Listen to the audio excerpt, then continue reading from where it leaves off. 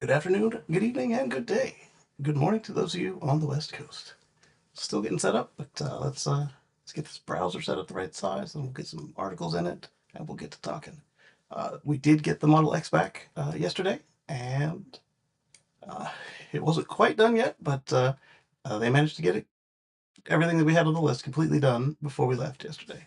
So we'll talk about that in just a moment. First, I need to do a sound check, see if I can hear you. Well, if you can hear me, and if I can hear me, and then we'll go over to X and do the same. Let's check it out. All right, I don't hear anything on Facebook on YouTube, but that might just because this thing is used the wrong audio. Let's.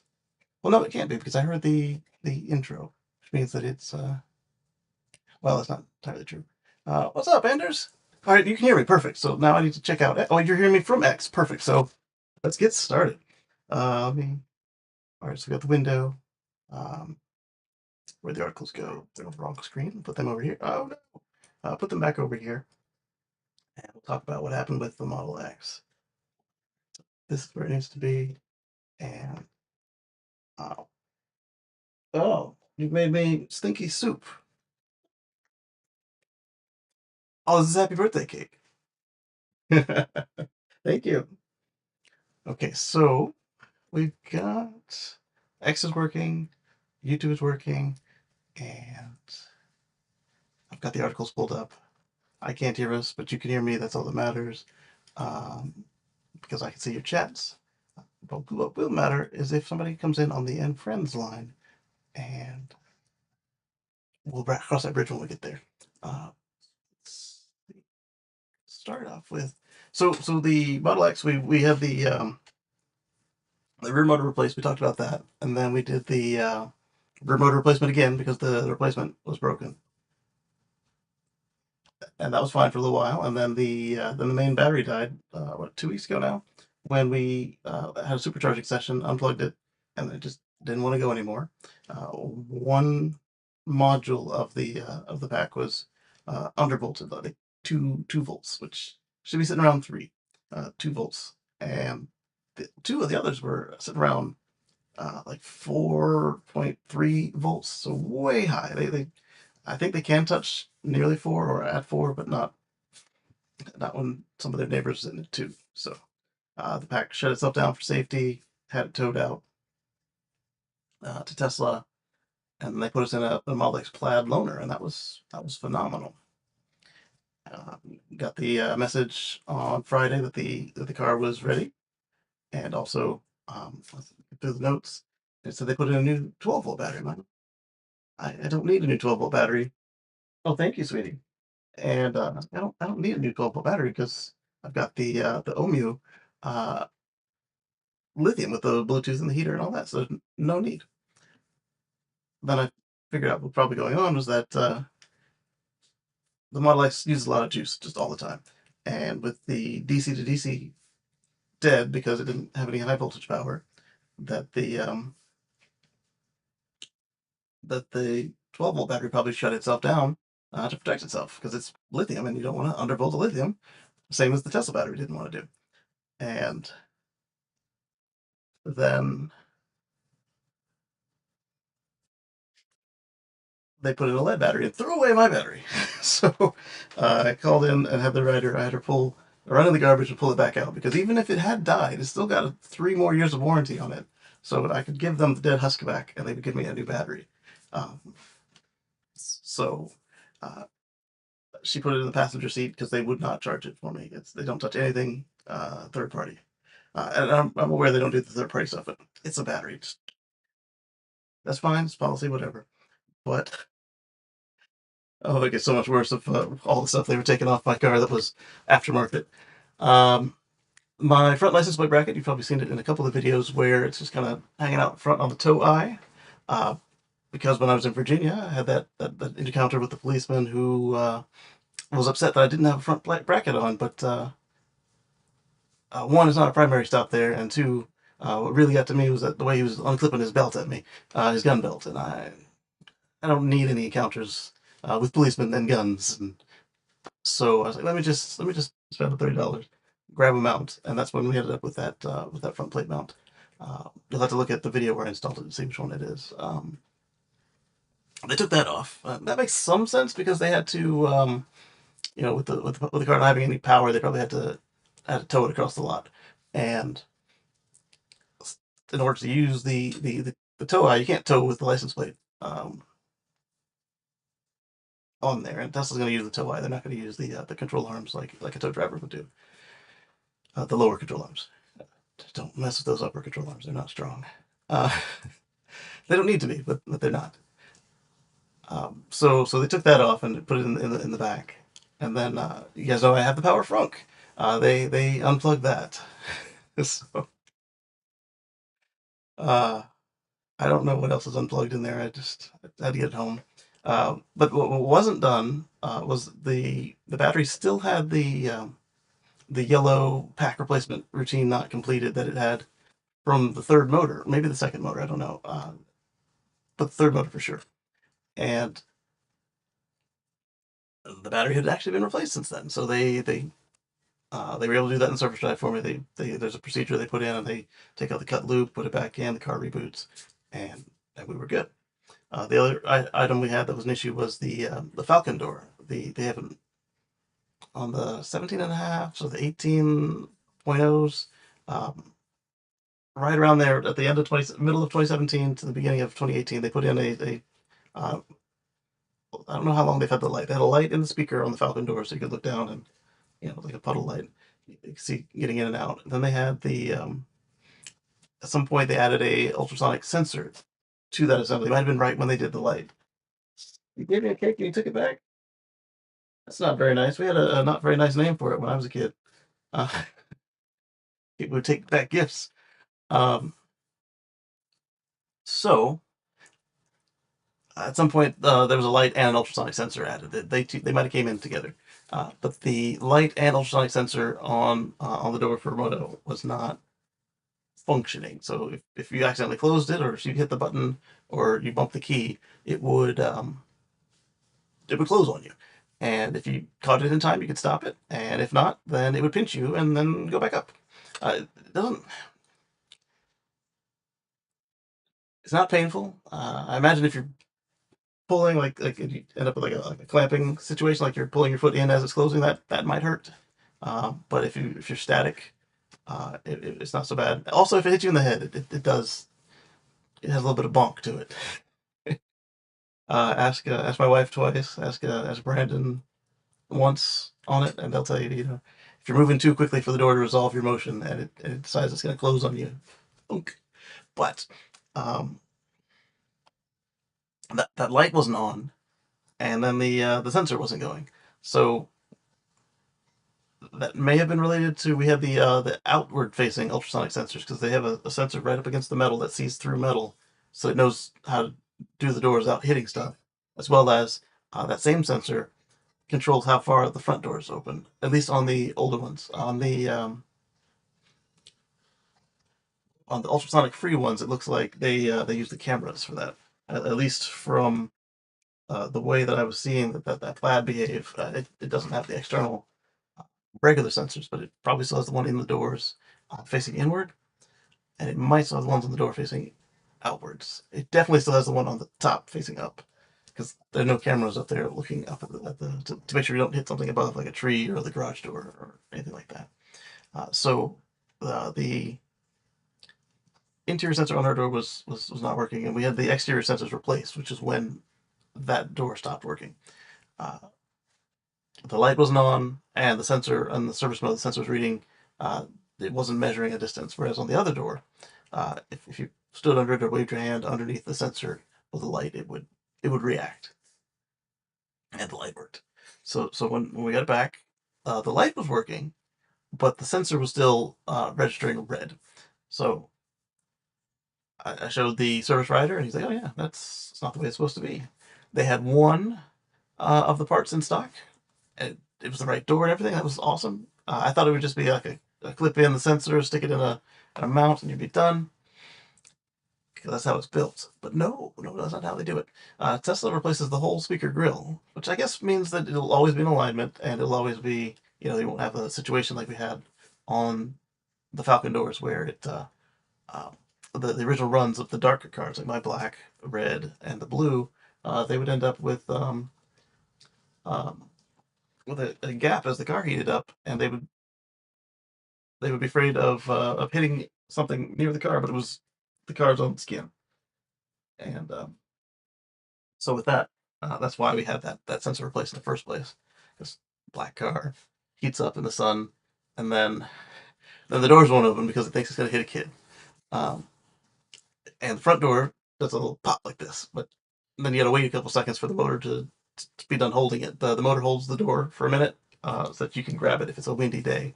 And if it's a really windy day, it's going to get yanked. But um, most heavy wind days, it can hold itself for a couple seconds for you to get by. And so then once it lets go into like the neutral mode, then you can pull on the door and get in, which was annoying. But so that was fixed. And then they on the report they said, let me pull up the PDF. They said, let's just go into their app and look at it. Not charging. Free charging. Oh, I got a software update yesterday. I had the same one earlier in the week on the loaner. So I want the October one because there was one yesterday.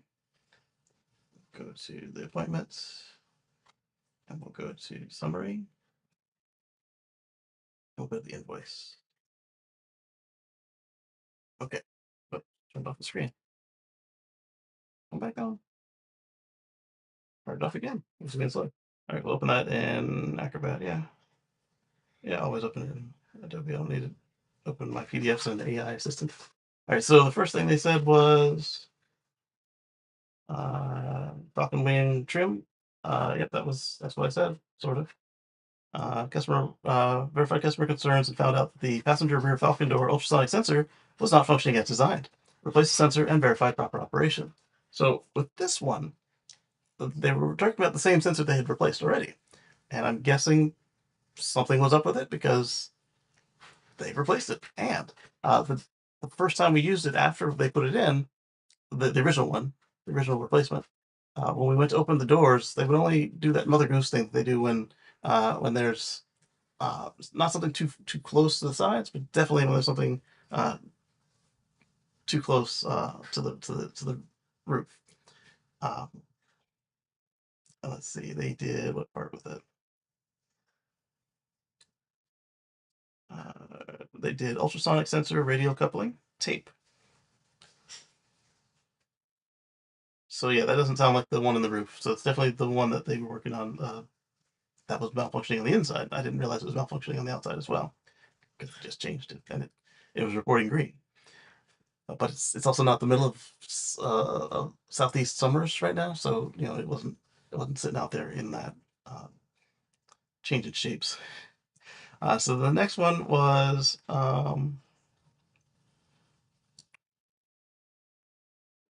Yeah, ultrasonic rear door, right hand, remove and replace. And that's what they did. So they, as usual, tire pressure. And then we had verified customers' concerns and confirmed the HV battery will need to be replaced due to a VSH issue.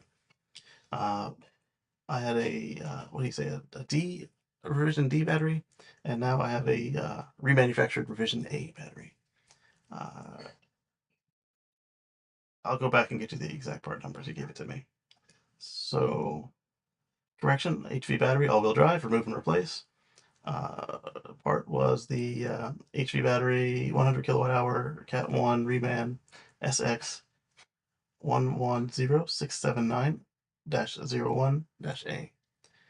And the part number was similar but different for the old one.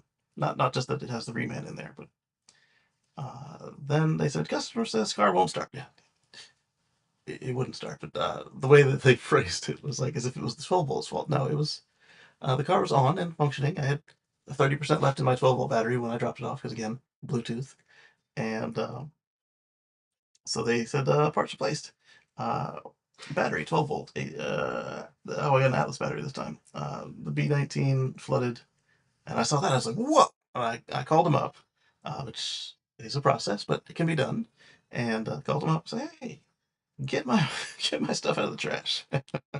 First, like, is it just a paperwork thing, or have you thrown my battery away? And she said, yeah, go get it. Go get it now. Because I know Elon doesn't want to cut me a check for 400 and some odd dollars. Um, so she did. She put me on, hold on, I'll be right back. And they did. Let's see. So the new pack part is we talked about, but the old pack part. I don't want the bill right now. I want the messaging. Okay, so the old battery was a 1086755-00 Delta, compared to the new one being a 110-7679-01 Alpha. All right. So then we get the pack replacement. Got the pack replacement procedure done. So then the battery turned green on the screen. They fixed the sensor in the door, and that was good. Obviously, they'd already replaced the battery. That was also good. So now, 6 years, almost 100,000 miles in, we have practically a new car. It's got the same front motor it's always had. It's got a new autopilot computer from 2019, new main battery pack from this week, new rear motor from last month, the new, and we're gonna keep on driving it because it's got the unlimited supercharging for life. Well, my life, and it's got the unlimited internet, and it's quite nice. It's riding smoother than when we dropped it off, and it's coasting better. I don't know that the battery would have anything to do with that unless maybe the way it interacts with that new motor. But it's just they shouldn't have anything to do with each other. But I don't know. Maybe this one way is different or something. Let's see. Make sure I'm not covering up this here. Oh, I am covering up this here. There we go. And let's go on over to. I've got a web browser open and I've got some articles pulled. They're not in any sort of order. I tried. But uh, it was a busy week. Let's click on here. Yep, and then we'll click here. And then this is something that we've wanted for a while because we tow with the Model X. Ooh, it's one of these days, huh? The browser is like hyper slow. We're gonna go to, and I'm gonna eat on you guys. I'm sorry. Uh, this fresh food here, and my stomach is just like, it's going. While that loads up, let's go ahead and change views to presentation view. And then we're going to pick window capture.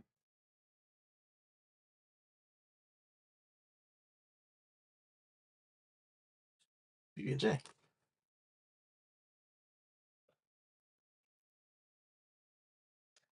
Lemon with like the most seeds I've ever seen in it. Hello, Robert. Good to see you.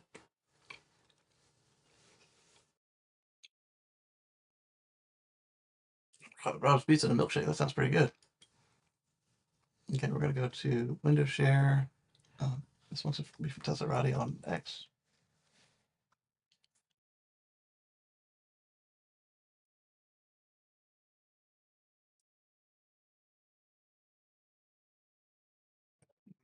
Mm,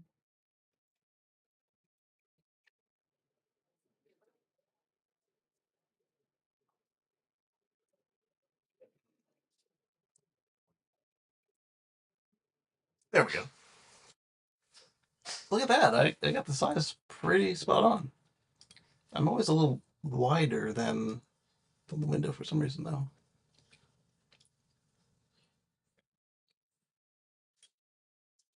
I guess I just maybe I watched too many movies or something. I just go for that ultra letterbox shape. Uh, Done.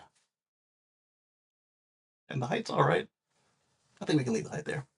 So, for those of us that tow, Tesla has finally seen us. They put a an interface in for towing.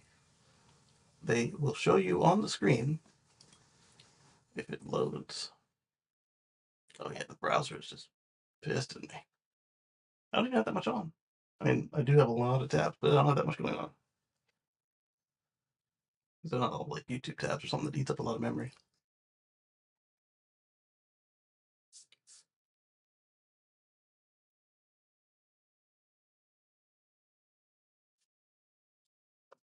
So on screen, they're going to show you when you're towing, if you plugged in a trailer light, or if you've hooked up, if you turned on tow mode, they will show you and prefer superchargers that have nose in spaces, and then they'll also uh, they've got a criteria for what they call towing friendly, and they'll favor those as well. So that's pretty darn nice because as we keep talking about, your regular trailer is just annoying to undo them. On a U-Haul trailer, it's typically impossible to undo them, and it's not like a gas station where you can like, if the hose didn't reach, you could put it into a jug and then pour it into the car. You can't do that with an EV, so uh, you could be blocking some spaces, and they're building tow-friendly spaces now, but they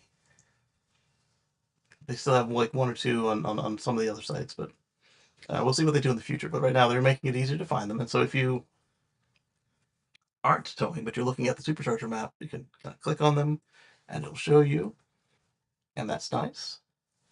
But then I've noticed, I don't know if this was already on there. Mark pointed this out.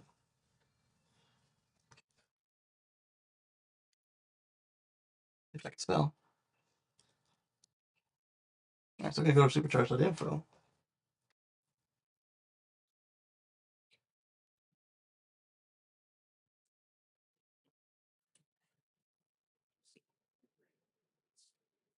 He was pointing out how they have track of all the sites. But what I noticed when I went there is they've upgraded their iconography here. They've got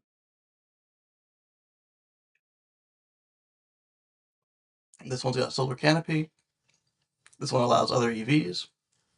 This one's CCS2 because it's in Italy, and there are 12 of the V4 dispensers, and they're making it bigger, and it's open now. But then we see here, this one in Ireland is not trailer friendly. It's not disabled accessibility. It's got a Type 2 CCS and the Type 2. So the dual cable, meaning that in Europe, the older Model S and X, they didn't use CCS. They supercharged on alternate pin layout of the Type 2 port. And then further on, they put in some more since we were there on Wednesday. Let's go another page on this one. This one is disabled accessible, one. And It's the max connector because it's the US. It's a V3. 15 of them. It's under construction. What was that last one? Was it GBT? Okay, so these are Chinese superchargers right here. They're using the GBT board.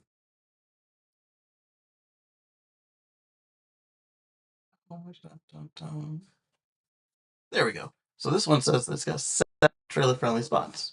This one's in Germany. Some of them they don't have it, so it's either an unknown or it's just not listed. I don't know if they're pulling this from the feed or if they're pulling it from input from their users, people who go through and report stations through. Or over at the Tesla Motors Club, they usually have a page for each site. So like if we go here to Longmont, there should be a. No, you don't even know where I am.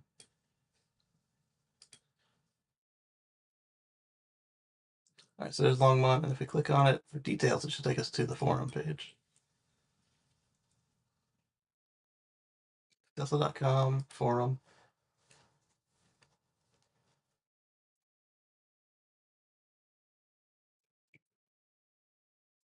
And then so this will go through the history of the site because everybody local that's on TMC, they're excited about it.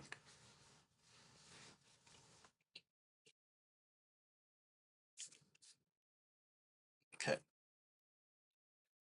so that's exciting. In a couple of weeks, we'll have an easier experience towing and supercharging together.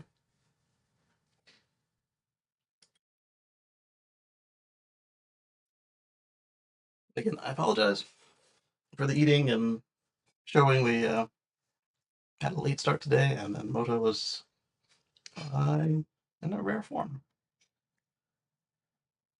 All right, we've got a new low for F-150 lease Lightning leasing.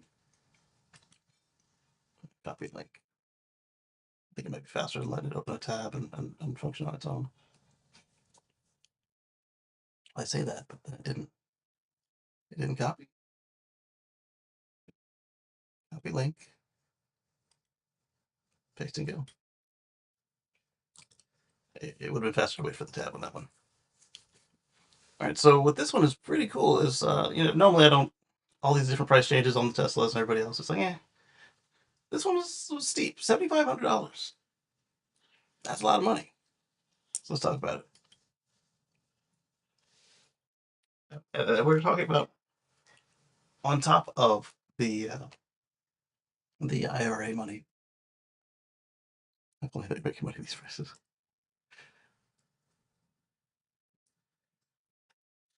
Interesting. Can't keep up to the list. We'll take a look at that later. Not here, but I'll take a look at it.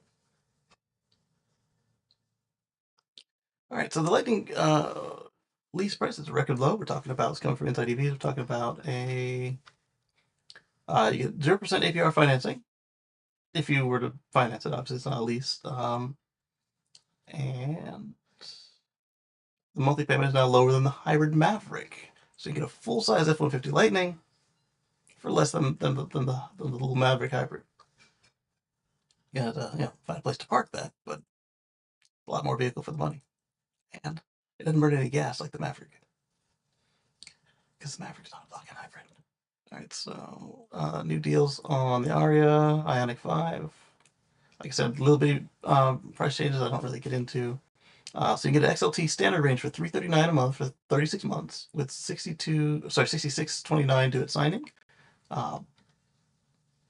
But it now costs almost the same as the Mustang Mach-E to lease, and its monthly payment is even lower than the hybrid Maverick, which costs about $400 a month. Where is the 7,500 part? I might have conflated two different deals. And if so, we'll talk about 7,500 later in the show.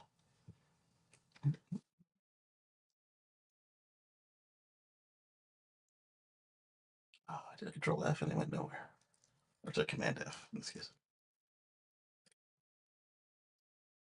Oh, I see. We're playing this game. Yeah, my key commands are not going into the browser. Let's see if I can find on page with this. I don't want to find that on the page. All right, so now we type in 756. Nothing. Yeah, this isn't the one. This is a really good deal on a lease on the F-150 Lightning. And hopefully that 7,500 was this week, and hopefully it's coming up soon. But that, there you go. Got a stellar deal on the Lightning.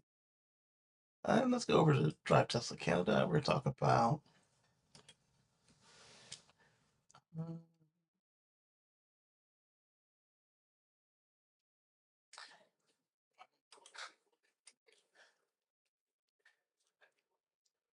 I'm only concerned about one part of this article.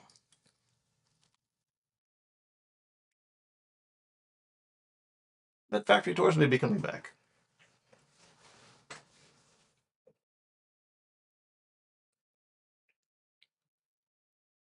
Don't need the article for it. So they were talking to Elon on after the U.S. election, and somebody asked him about factory tours, which went away after COVID or during COVID, and he said, "We'll think about it." So that may happen soon. Normally, I don't get into the concepts, but got a concept that looked pretty interesting, and it's not going to show up like this, but if it keeps some of these elements, that'd be pretty cool. It's from Nissan. Or sorry, Kia. Kia. It's from Kia.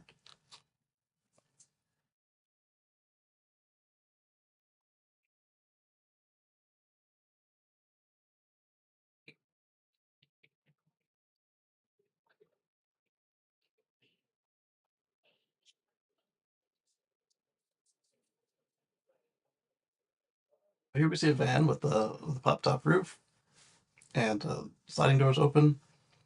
The door has an interesting feature. Let's see here. Copy, paste, and go.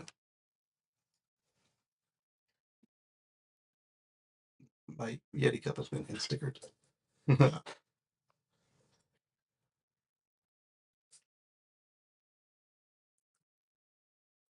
Guess we're out of ice. Um, so this is the SEMA show, and we've got an SUV and a fan.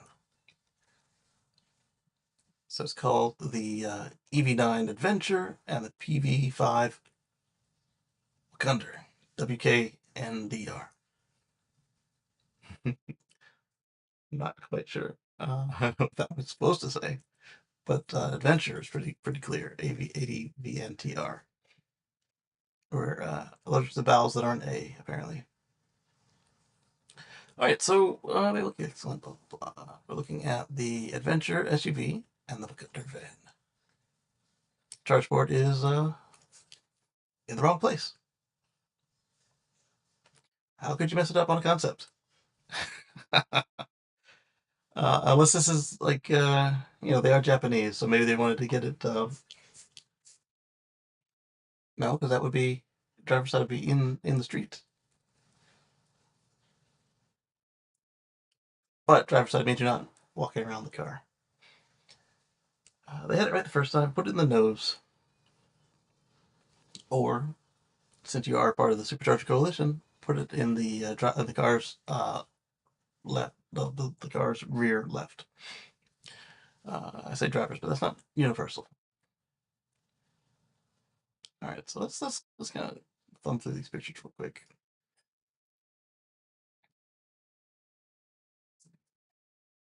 Well, maybe not if they're gonna be this slow.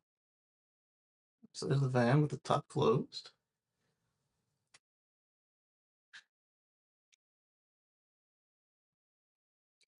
There they are together.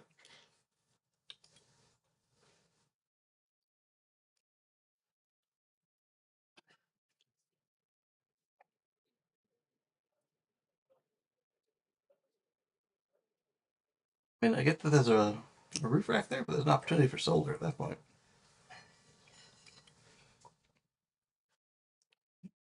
All right, this appears to be the van. Yep. So this is it in work mode, it looks like. You got your All your supplies there. Yes, you're seeing it. It is a camper van. I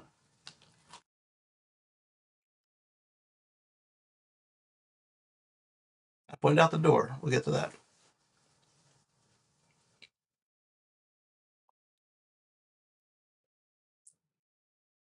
And that's pretty neat. They've done this on a couple of their concepts before, and VW did it for many, many decades. So several decades. No, it's only 2 decades.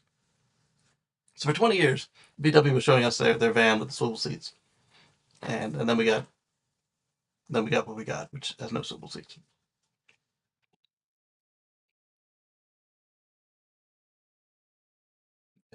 Pop up tent roof.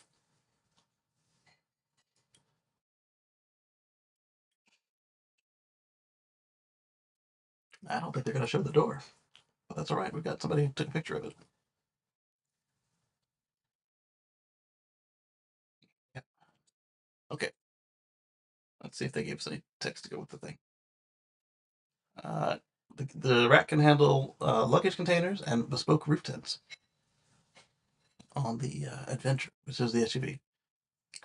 And knobby tires, exposed recovery hooks, custom roof rack, and 2 off-road light bars. Complete its Overlander look.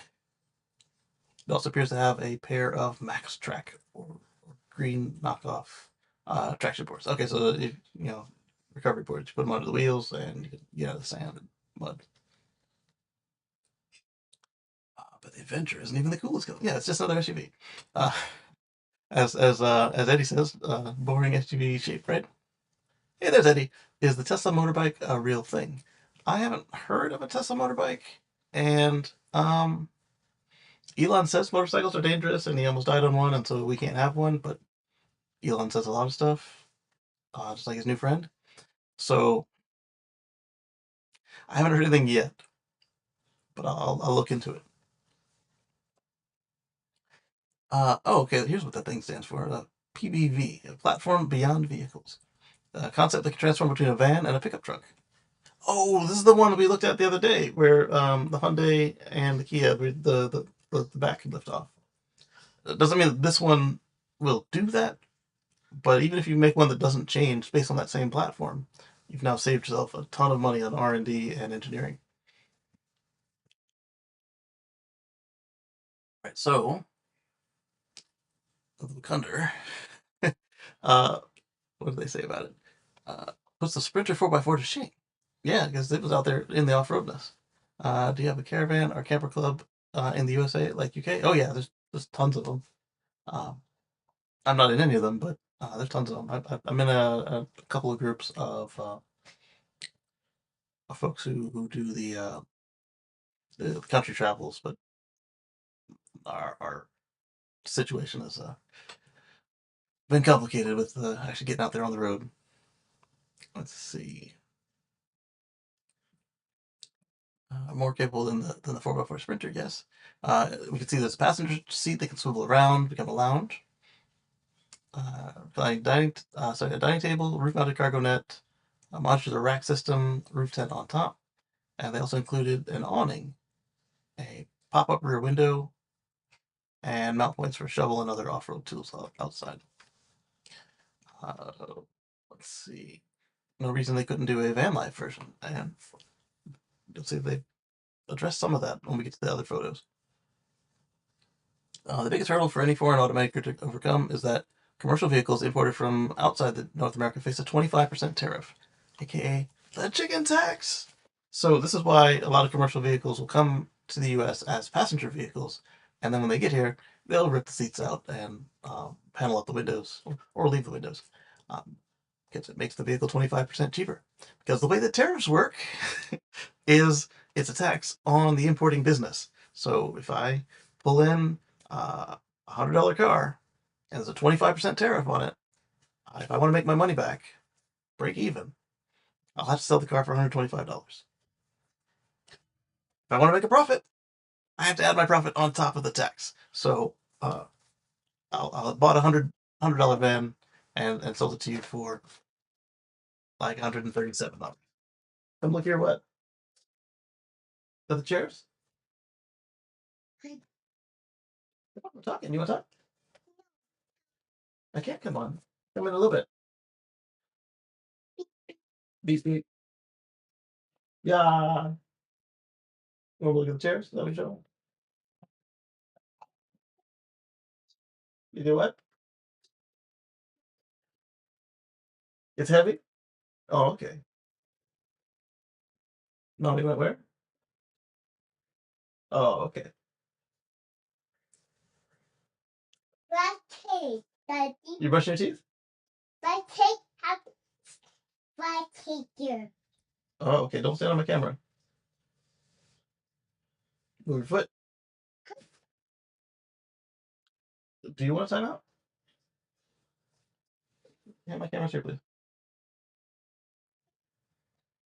No, the whole bag. Just give me the whole bag. Give me the whole bag.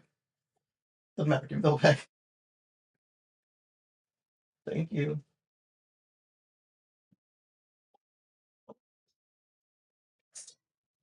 Want you what? Want me to what? That's Daddy's bag. You want up? No. Okay. Yeah. Do not stand on the cameras, child. they're they're pricey. Always have been. But anyway, I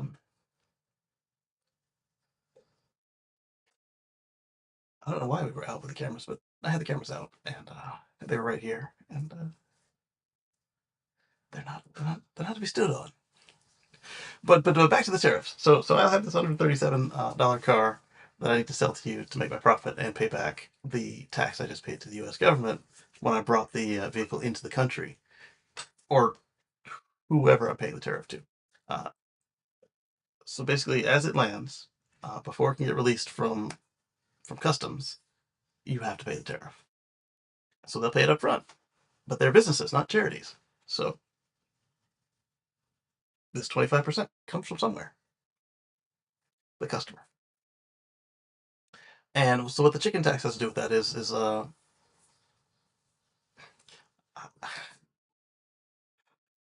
we put a tax on somebody's chickens, and no, I take that back. Somebody put a tax on our chickens, and we put a tax on their passenger vans, and that's the tit for tat of tariffs. We're gonna have some fun with tariffs coming up, but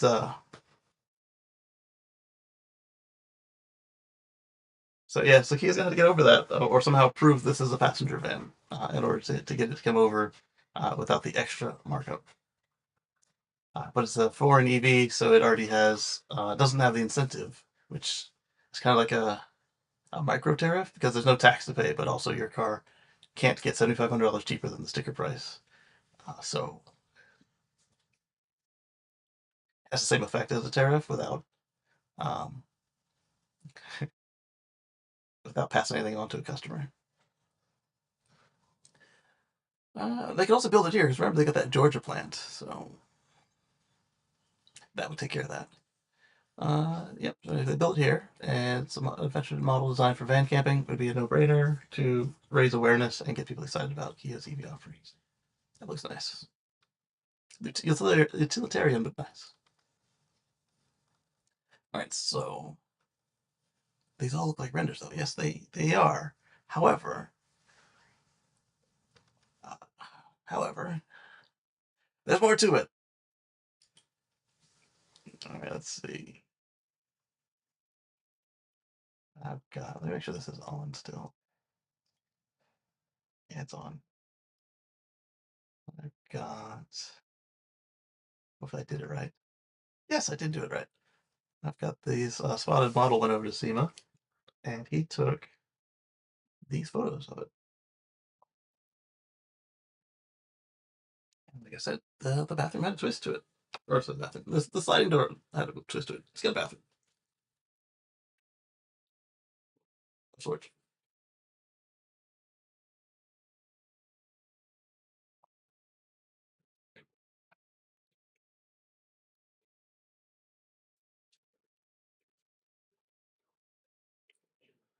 The one day I don't restart the computer before the show. You get all this slowness. All right, so look here.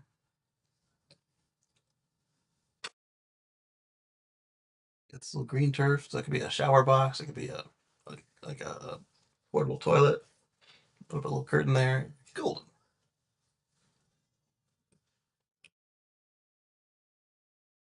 So there's the tracks they're talking about. They're not green on this one. I guess they were green in the render.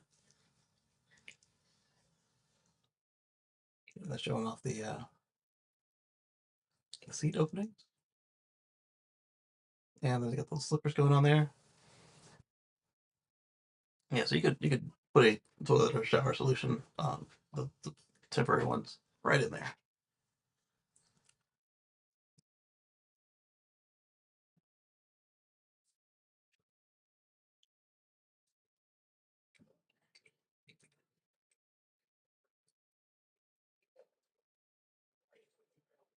Here they are unveiling it.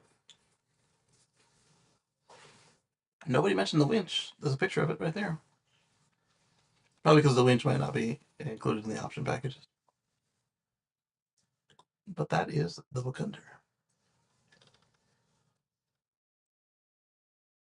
And while we're talking about other stuff that's coming, we've got we talked about Scout last week a little bit briefly. The Scouts could be built at a South Carolina plant, building Volkswagens and others, and that's pretty cool because that means that it might qualify for the IRA program if it survives. Not the company, but if the IRA survives, it's politics. Thank you. Is the ice machine broken again? Ah.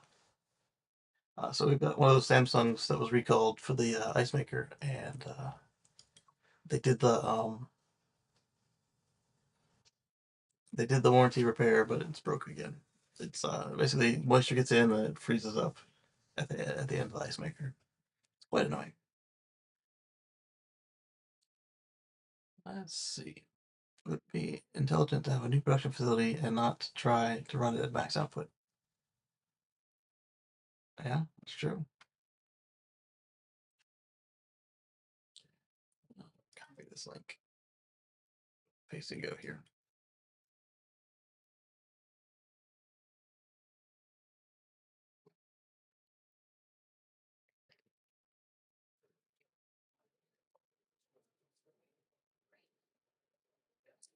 Volkswagen makes sense because they're the same company.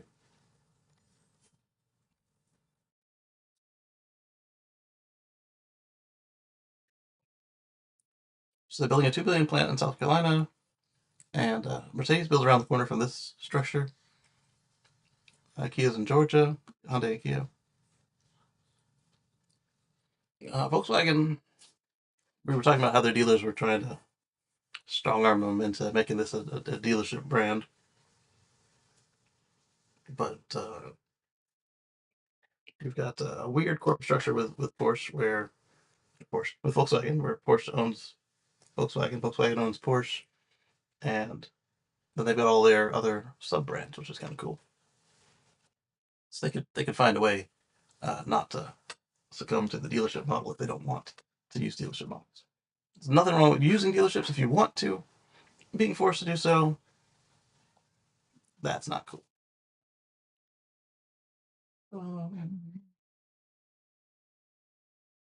So Volkswagen Scout.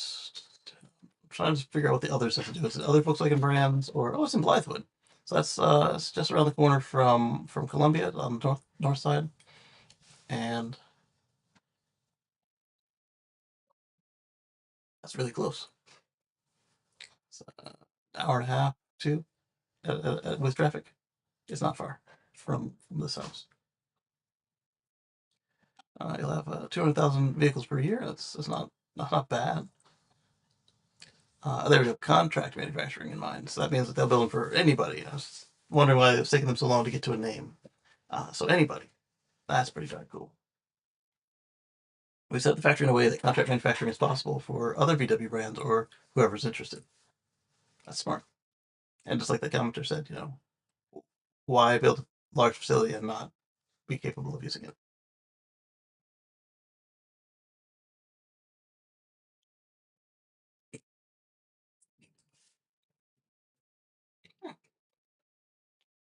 This person suggesting going back and making the Rivians here. Yeah. Especially since they're designed similarly.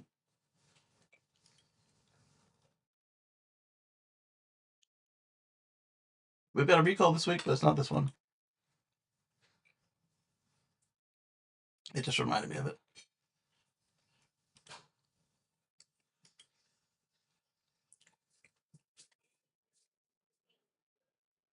Toyota will hold off EV investment decisions until the very last moment as profits slip, says the headline. Now let's find out if that's the quote that they used. Because that guy in Australia complaining about how we called them anti-EV. They keep proving our point.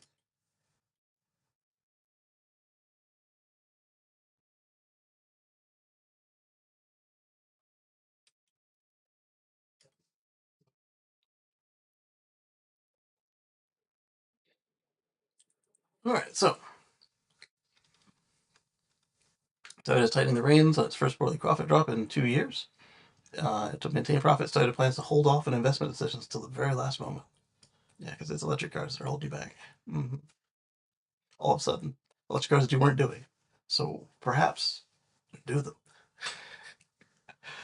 Yes, I know there's the BZ4X, Solterra, and the Lexus thing, but nothing against you if you haven't like it. They just are not compelling products. Not the prices they charge for them. Second quarter slipped 20%. Lower profits are due to fewer car sales caused by certification issues that caused Toyota to pause production of its popular Yaris Cross and Corolla Fielder in Japan. That's not an electric problem. That's because your people were lying to the Japanese government for decades. That is a FAFO situation. You know, fool around, find out. Let's call it that. You lied to the government about how safe your cars are. You have to stop production for a little while you figure out what happened. And then on top of that, are the consumers coming back to you right away? You just lied for 20 years. They might not come back right away, if ever. Uh, a Prius recall in the US also led to fewer cars being sold globally. So all this non-electric stuff has you pulling back electric cars. Okay. Toyota's domestic output fell 9.4%, while overseas production dropped 6%. I'm guessing we're overseas because they are Japanese. The company was hit especially hard in China, where domestic automakers like BYD continue squeezing foreign automakers out of the market with competitive, low-cost EVs.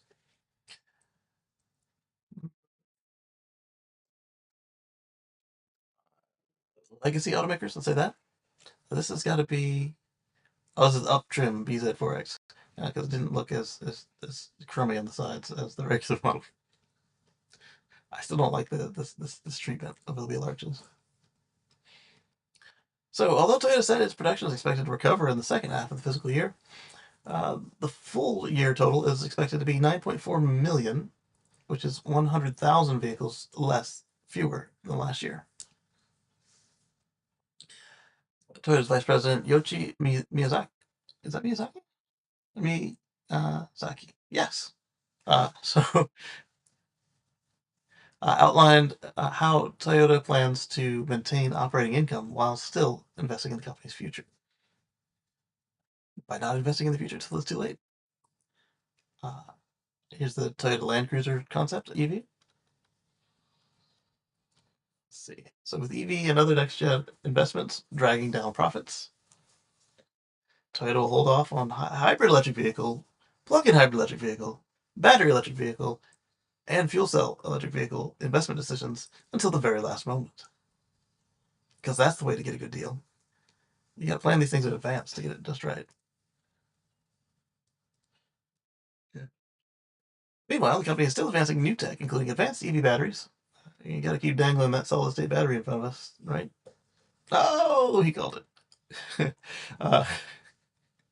Including advanced EV batteries, Toyota Vice President confirmed the company is developing 3 types of EV batteries in-house, including ternary, lithium iron phosphate, and all solid state. uh, we talked about how long ago Toyota came up with the solid state to dangle in front of us was before 2012. I forgot it in the article that I'm writing, not article, the open letter I'm writing to Mr. Toyota. Uh, solid state 1 is not happening before 2027 to be determined. Uh-huh. We'll see.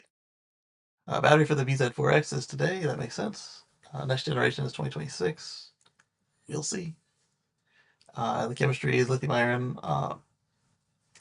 for up to next year.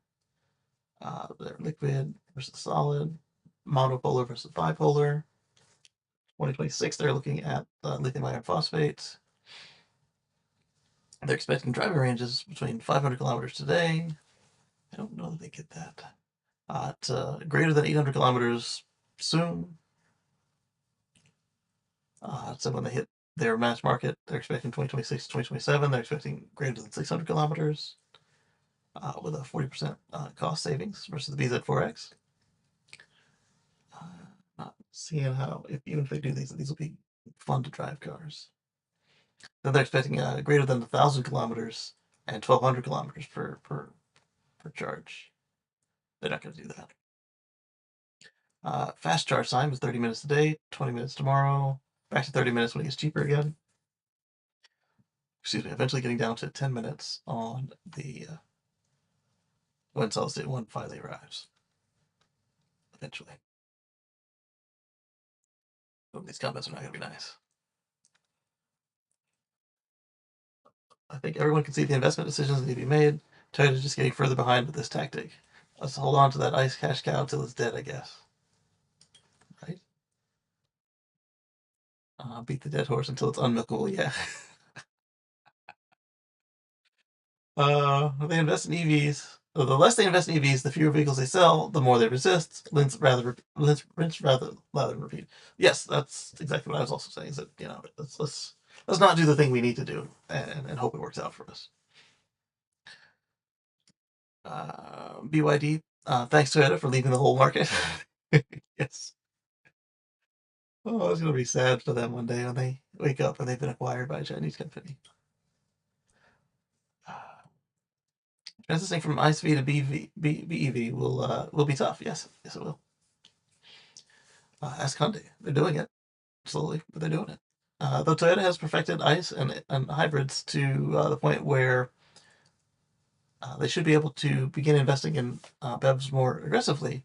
The Chinese are certainly investing in BEVs aggressively, and Toyota risks being left behind as the Chinese dominate with low prices and high value cars, like Toyota did in the 70s and 80s here in North America, and Toyota and Honda. Uh, Toyota disrupted the big four US manufacturers to the point where there really is just the big two today that are shadows of their former selves. Yeah. And they don't even make cars anymore. We've got Stellantis still makes sedans, but they're not really. You got the Fiat 500, 500e, and the Challenger Charger twins, and then the wake the neighbors loud electric. You don't. I'd argue that's slightly different than the Mustang and the Camaro because uh, while they are sporty, they also make like the rental version and the cheaper one, so they all look the same, but they're not all performance. Whereas what's left of the Mustangs and the Camaros are supposed to be performance, whether they are or not.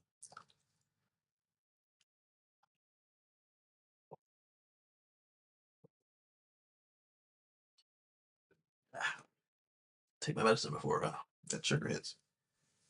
Okay, let's see. I mean, that's probably true because he tried it last time, and Drill Baby Drill, yeah, yeah. Banking on the U.S. auto market alone is not a great strategy, especially now, especially if you're foreign. It'll allow some legacy car makers to milk their aging ICE tech. That's true, but it won't be. It won't enable U.S. focused car makers to succeed for the remainder. Uh,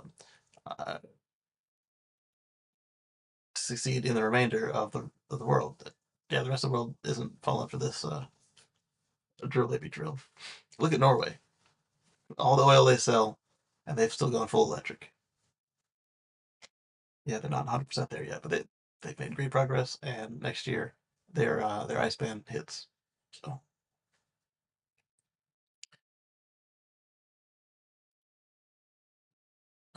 at some point, the 20% thereabouts that the U.S. represents isn't worth investing in. And we see that where other markets, not quite as large as ours, do get skipped for certain stuff. And how they do skip us for stuff that we would like, but they just can't make it happen, either due to regulations, taxes, tariffs, or just not making it worth shipping them across the world for a niche market. Um, like microcars. We don't get many of them here.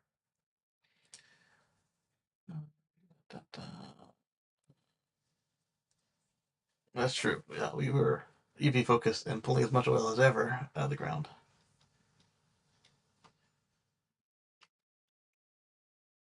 It's going down like the Titanic, slowly but surely at first, and then a big crash to the bottom for Britons. I'll write them that letter when I feel like it. I've got some homework to do first.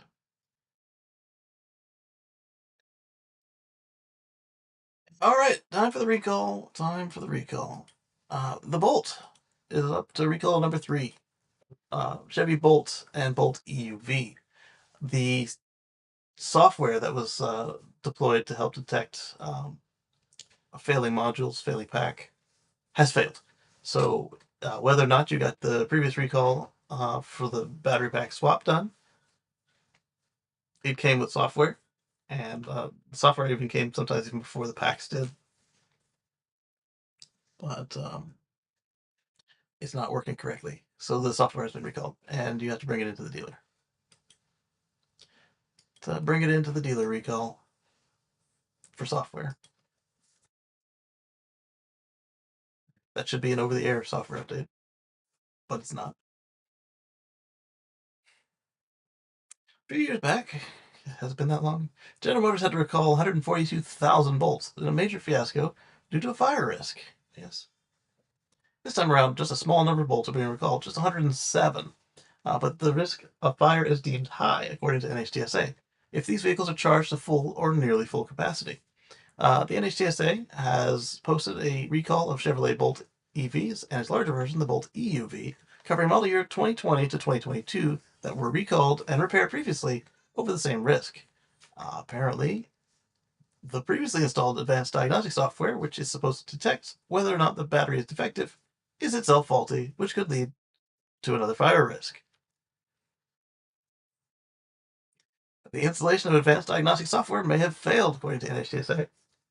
As such, the high voltage battery could catch fire when charged to full or nearly full capacity. So, limit your range to 90%. Keep it away from the building when you're not done, or when you're not charging it. Don't go below 70 miles of range remaining. You know the drill, unless you bought the car after the recall. But if you live through the recall with your Bolt, you know the deal. There it is again for these 120 cars, 107 cars, whatever it said. 107 cars. GM spokesman Kevin Kelly told the Detroit Free Press that the company is not aware of any bolts having caught fire due to the issue, and that this is a voluntary recall to correctly install the advanced diagnostic software from an earlier field action involving these vehicles, aka the recall of the recall. He added the software may fail to identify defective battery modules that require replacement, increasing the risk of a potential fire. My car did it just fine. Said, hey, we're not going anywhere. These things are not safe. Uh, and my car, meaning my Tesla, and its 3 modules that were facing the wrong charging uh, levels. Instantly. In fact, better than instantly, because while it was supercharging, I could only get to 72 kilowatts, and it was like thinking about it, and then we're not going anywhere. One thing I did test out on the way back was I tested out supercharging, and our peak was 178 kilowatts, I believe. I took a picture of it.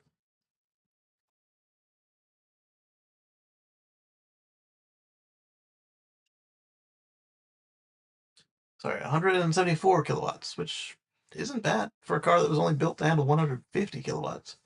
It certainly wasn't holding 250 for minutes on end like that Plaid did, but that was sharp.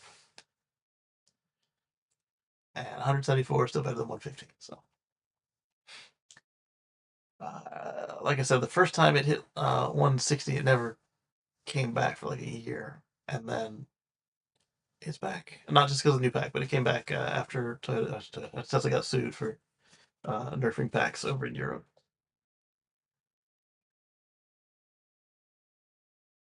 I'm not sure if that was because my ratio of supercharging to home charging returned to normal, or if that had anything else to do with anything else.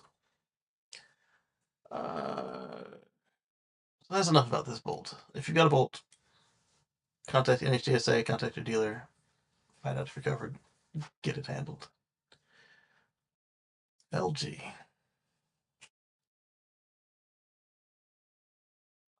All right, so now we're going to welcome the EX30 to the U.S. shores, finally, before the end of the year, according to Volvo. They were supposed to have already been here, but stuff happened with tariffs and sales, and they just didn't bring them in here. And now they say it'll be here.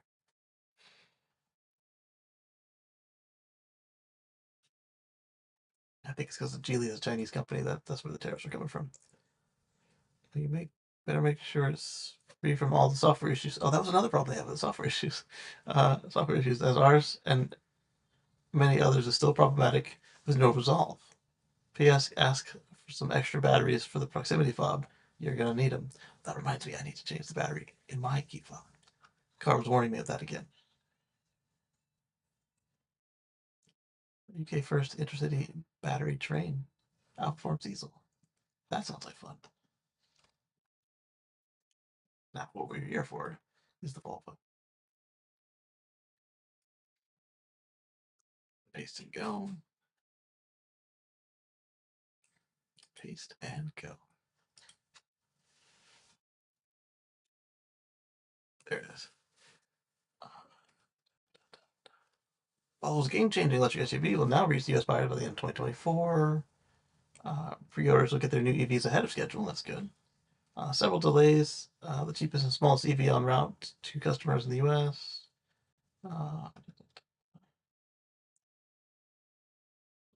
Twin motor EX30, which starts at 44,900, is available with Plus or Ultra upgrades.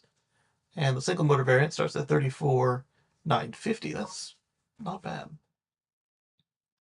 Will arrive later next year. 422 horsepower, the EX30 twin motors, their quickest vehicle yet, with a 0 to 60 of 3.4 seconds. Commendable. Uh, that's almost as fast as my big old bus. Volvo's single motor EX30 has a range of up to 275 miles. That's not bad at all.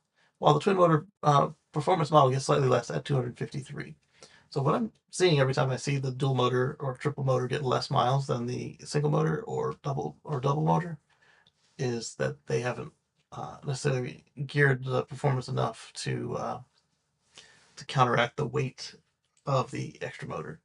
And in some cases, depending on the manufacturer, the extra motor takes up battery space, so they could never make it up. But with the right gearing, your extra motor can actually uh, make it so it's not a performance hit. We've seen that on older Teslas, where going from the single motor to the dual motor added range, but we're not seeing that today.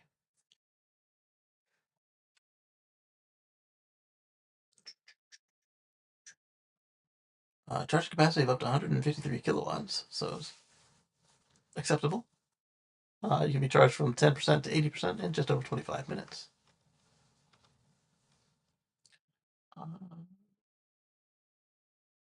The delay came after the U.S. announced the 100% tariff on, I told you it was tariffs, 100% tariff on EV imports from China, where the EX30 is built. Volvo said it would accelerate production at its Ghent, Belgium plants to overcome the additional charges.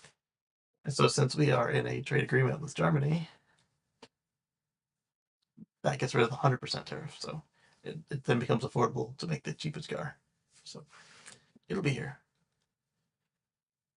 even with the low starting price, the EX30 is loaded with. I don't know if it qualifies as IRA though. Uh, I think they have to be North American to count. So just no tariff, or at the moment there's no extra tariff. Somebody came from Germany. The EX30 features a 12.3 tablet style center infotainment center. Still has CarPlay and Apple Play, or whatever the Google Android phone connection screen teleportation. It's not a bad looking car. I like that price.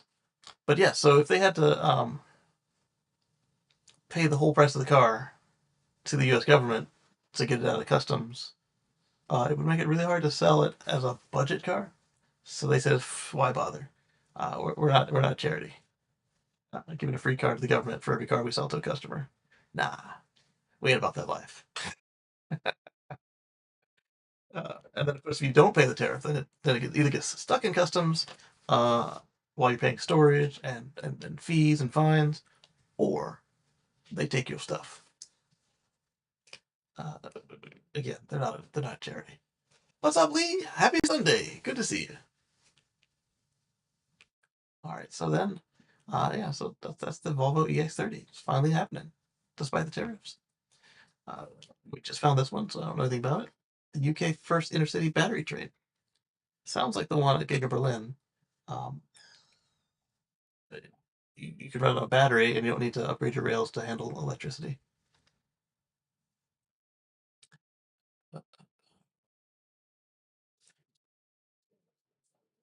Transpian Express, Penny. Either way, they wrapped up on the trial, which took off in the north of England. It proved that powerful batteries offer significant benefits, emissions, and fuel savings. Same thing everybody else knows about EVs. Intercity battery trial train demonstrated 700 kilowatt battery could push the train past 75 miles per hour and power it for over 70 kilometers. So is it 700 kilowatts, 700 kilowatt hours, both? Uh, Trains are heavy, so it could be 700 kilowatts because mine is up to 500 kilowatts with the new battery. It's at 516 at whatever state of charge I spied on it at with the CAN bus reader. But I think they meant 700 kilowatt hours. Did you see my electric train video the other day? I did not. Moto was demanding attention, and I never did get back to the messages. I'll take a look though.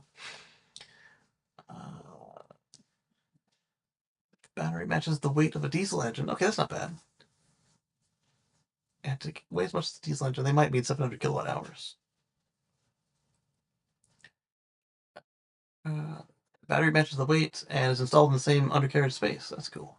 So you have no loss of space, ensuring no risk of track degradation and no impact on the passenger environment. There you go. The battery train trial train delivered better than expected results in fuel savings. Go figure. Cutting fuel costs by 35 to 50%. One key way to achieve this was an eco mode, where the battery fully powered sections of the route, showing that the technology is more than ready for the real world. Oh, I guess they're saying in between where electricity was available through the rails. This success gives Hitachi the green light they've been waiting for to move to full intercity battery electric trains with a range of 100 to 150 kilometers. I think that will work great in some places. I won't do so well here. Our trains are need work. Our trains do. That allows significant stretches of non-electrified routes to go battery powered, and that's the other cool part that you can then just jump over the gap. And if they could charge while en route, that's a good way to handle it. Avoiding the need for expensive infrastructure like overhead wires in tunnels or stations. I thought that having a battery powered train, but with either overhead or third rail stations for acceleration would make a lot of sense. Yeah, not just acceleration, but like just use the third rail where it's available, and where it's not, run on battery. We can do that to the roads too. Use the grid to leave the station and recharge the battery for keeping up the speed in between, and regen to recharge the batteries while going down to the station. Yeah. UK Rail Minister Lord Hendy says rail is already the most environmentally friendly form of public transport, and the success of this trial will pave the way for even greener, more reliable journeys for millions of passengers.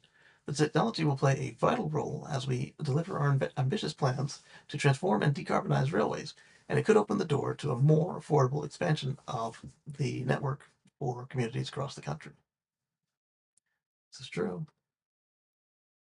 Yay.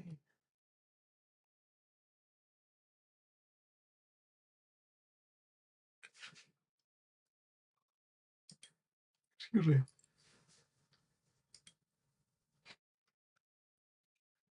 There's an article on it in The Engineer. It looks like the battery is used for acceleration and reduce noise and emissions in the stations, while a single diesel unit handles the steady state bits. This conflicts with the article, but I'm sure the information will emerge. Oh, so this is a hybrid train then, not a battery train. So they did a Prius EV mode sort of thing and just went on coast. I got this from Hitachi's website regarding the technology. The ability to replace diesel engines with a powerful battery and unlock cheaper partial electrification can create a low-cost pathway to decarbonize railways around the world. From what I can gather, they will place one or more diesel locomotives on a train. So a train, in theory, could have two battery locomotives and one diesel locomotive. That's not bad either. I mean, we reduce it, right? I'd like to see it be all battery like they described, and I'm hoping that's what the test was. But that would explain the battery powered it alone for some time. That would explain that comment there. It could be the case of this train that this train obviously has another source of power than its batteries. If I understand correctly, the train battery is only a buffer. I looked up the French website consumption of our typical low-speed electric city intercity trains. Those carry 600 people, run slightly above 100 miles an hour, and those trains burn 3.1 megawatt hours per hour. Yeah, so a 700 kilowatt hour battery won't do it. Uh, this battery powered train is probably smaller and slower, but I doubt it can run more than 20 minutes on batteries. Yeah, it didn't sound like it from the article. Okay. Uh, EV bus. That sounds cool too. I love EV buses. So you asked about Eddie about electric motorcycles. I do have this for you.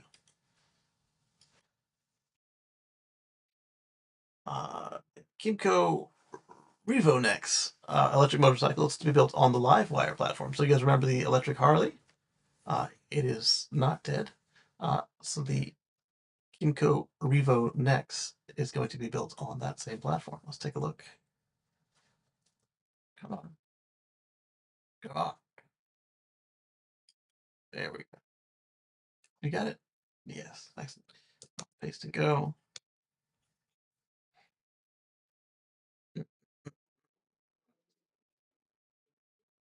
So this Taiwanese scooter maker has announced the next step in its growing partnership with U.S.-based electric motorcycle company Livewire. Did they spin off the Harley? I missed that.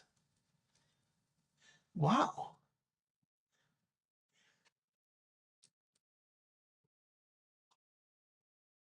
They spun off Livewire. Interesting. I wouldn't call that a smart move unless they were doing a Ford Model E, Ford Blue situation, get rid of the old stuff. It's been years in the making, undergone several key changes. Used the S2 Aero platform for its Del Mar and Mulholland electric motorcycles, and specifically designed designed as a versatile foundation that would allow a multitude of options for various bikes. There it is. Sharp looking bike.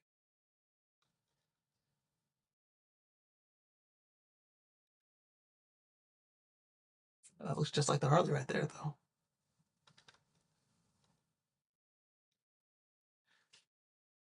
Captain Morgan gets a hydrogen Nikola in latest DHL deal. All right, then. All right, so let's look at this.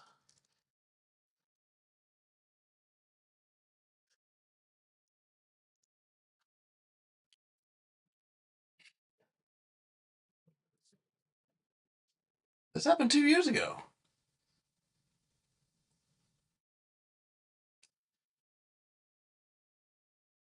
maybe three. Harley Davidson is spinning off its electric motorcycle brand, and Harley Davidson 2 spin off its electric motorcycle brand. When was that? It doesn't say.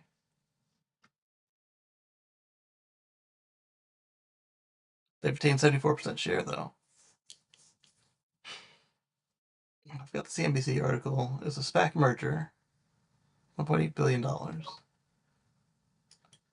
think Wiki is just going to be the easiest starting point here because it'll be up to date. Won't be 100% accurate, but it'll be up to date and good enough for our purposes here today.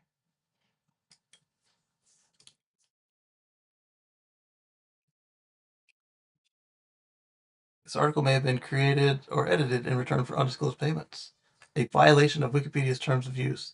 It may require cleanup to comply with Wikipedia's content policies, particularly the neutral point of view, as of November 22. So this one's got a brand of shame on it. Let's take a look. Operating revenue is negative $38 million in 2023. Operating income is negative $115 million today. Audio is robotic. Let me restart this thing.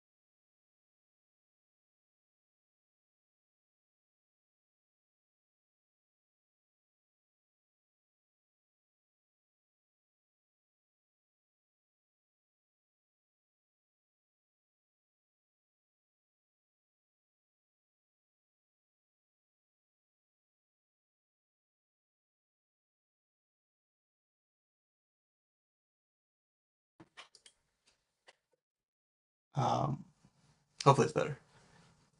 So they're losing lots of money on this thing. Net income negative $109 million. So they're an American motorcycle manufacturer, yes. The Livewire Electric Motor Company was first displayed to the media in June 2014, part of Harley Davidson's Project Livewire experience. Yeah.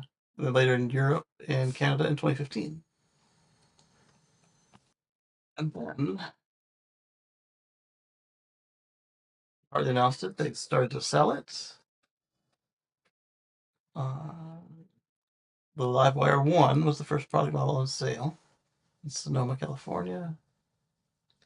Then Harley announced it was merging Livewire with AEA Bridges Company, a SPAC formed by private equity executives John Garcia and Michelle Giddens. And it would begin publicly trading on the New York Stock Exchange, the symbol LVW. All right. So they're not dead. The article's not good. It's got 2 brands on it. And now they might have a customer finally. Let's see. I'm going to sample the audio. YouTube is not receiving nearly enough to maintain smooth streaming. User experience will be user experience buffering. So I wonder if I can bump it up a little bit more next time so that YouTube will be happy and X won't be overwhelmed. I'm going to try that next time. Let me check the audio real quick. See how it sounds. Oh, wait, I wasn't able to check it before for some reason. I don't know why. Sound. Oh, I know why. Because it's going into my soundbar, which is off. So let's move the audio to my headset and see how it sounds. And let's unmute it. Ooh, that sounds terrible. Let's turn off the stunner.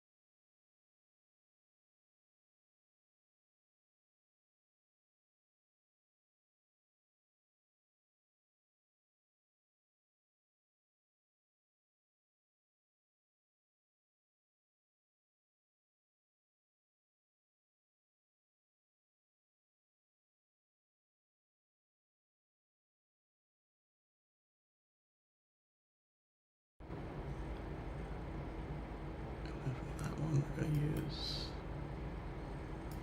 Zoom P4 audio. Return the monitor to monitor and output.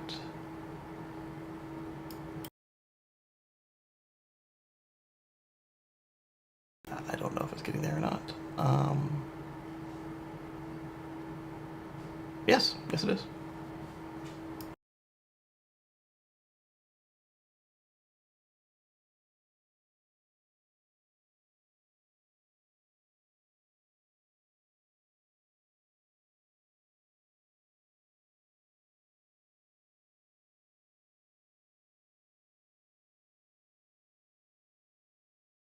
Okay.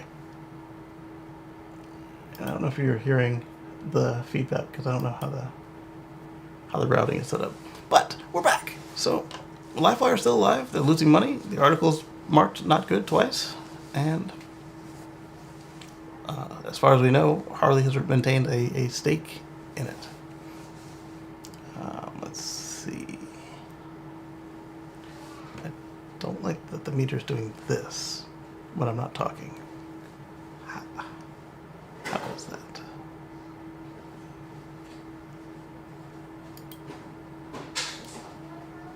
It doesn't look bad on the mic itself, so maybe this thing is just sensitive. Because it's set to go straight to my headphones now. If it's not good, I apologize. All right, so let's continue on. We've got the motorcycle we talked about there, and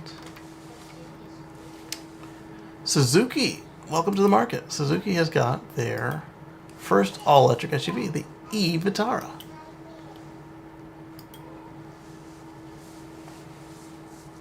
It's going to be set to hit European roads in 2025, so next year, sometime. Yeah, we're spinning. Yeah, so new protocol. Just restart the computer every morning before the show. Come on.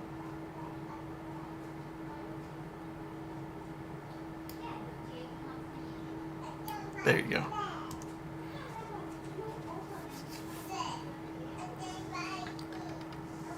Okay, so you get the all-electric e-Vitara. It's 2025, starting in Japan and Europe India, and Japan. Okay.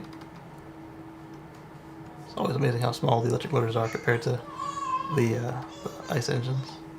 That's a Tesla factory. Alright, so we've got two-wheel drive at 49 kilowatt hours and all-wheel drive at 61 kilowatt hours, or two-wheel drive at 61 kilowatt hours for the long range. It'll work, especially if it's a smaller car. We got our specs right here in millimeters. Minimum turning radius is 5.2 meters. Holds 5 people. 106 kilowatt hours. Oh, sorry, kilowatts. Output from the front. On the two-wheel drive, it's front-wheel drive. That's weird. It's weird. Most EVs switch to rear-wheel drive if they are single motor, and then your front motor jumps up to 128 kilowatts on the bigger battery. So that's probably the same motor, but it's just feeding it more power to give you 189 newton meters on both of them. Then on your all-wheel drive, your front motor is 135 kilowatt. No, that's total. 135 kilowatt for the front motor, with a boost of 48 kilowatt from the rear. So they could still be a different front motor, but I don't think they've done that. And then the rear motor is just add a little pep in your step, for a total of 300 newton meters on that one. Single speed electric drive, ventilated discs. 1702 kilograms, or 1860 to 1899 kilograms. Interesting. Good for them. I'm a little surprised that rear motor adds 100 kilograms. I'm not. That's heavy for such a small drivetrain. That's true. Okay. They were supposed to come back to the US in 2023 after leaving with 2013 models. Maybe this is the one. We'll see. We'll see. Those of you over in Europe and Japan that get a chance to try this out before we do, let me know. I'm curious. It looks like it'd be fun. Alright, so now we've got... Autoblog has released a list of legacy automakers and brands it thinks may not survive the EV transition. Ford, Lincoln, Chrysler, Dodge, Ram, Alfa Romeo, Fiat, Maserati, Toyota, Lexus, Nissan, Infiniti, Mazda,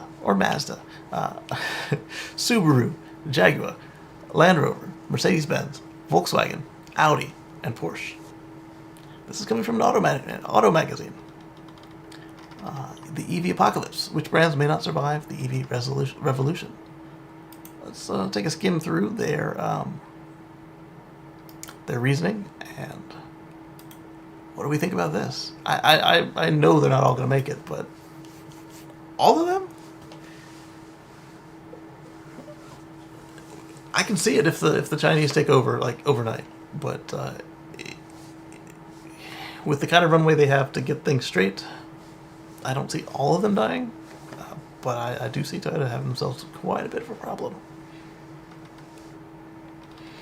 Updated November 6th by Stephen Focal. The recent plateauing of EV demand has put additional pressure on manufacturers that have gone all in on EVs. For those who haven't, it may be too late. That's why. So yeah, if you are a Toyota, for instance, it's too late. Maybe. Let's see. Legacy companies have already been fully fledged internal combustion engine. EV startups have their own issues. This is totally true. EV startups have a different set of problems that derive from their newness in the automotive market. Yeah, it's like, what's a Polestar?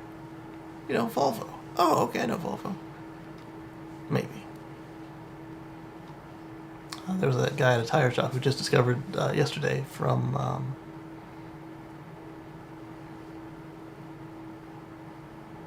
Joe reposted it. Who was it? Was it Gregor Truck? I think Gregor Truck had a nail in the tire, turned the wheel, and the guy didn't know that the rear wheels could turn. Yeah, So it's an interesting premise. And then they have the list. Mach-E is a credible product. The F-150 Lightning production will soon be shut down until next year. The 3-row SUV has been postponed. And Force Skunkworks' low-cost EV has not yet been revealed. But they're trying, so they might survive. There's 0 Lincoln EVs at this point, yeah. And it should be so easy just to put Lincoln badges all over the F-150 Lightning or the Mustang Mach-E. They haven't done it yet. And they can make a profit doing it because they're luxury. Just add a bunch of buttons and switches and call it a day. Chrysler has the single hybrid minivan and nothing else, but it is a plug-in. And they do have the Wake the Neighbor Cloud Twins coming up. The Charger Daytona Scat Pack for Sonius.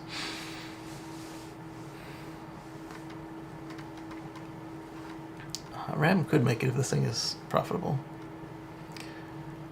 Moving on. We got the list. Scrolling on. Scrolling on. Alright, we're not scrolling. There we go. BYD puts the brakes on a Canada launch for now. That probably has everything to do with 100% tariff on Chinese EVs. Again, some of these cars are so compelling that even at 100% extra, you bring us a $20,000 EV, sell it for $40,000 because you had to mark it up, and our people don't know that they got ripped off. They got a compelling car.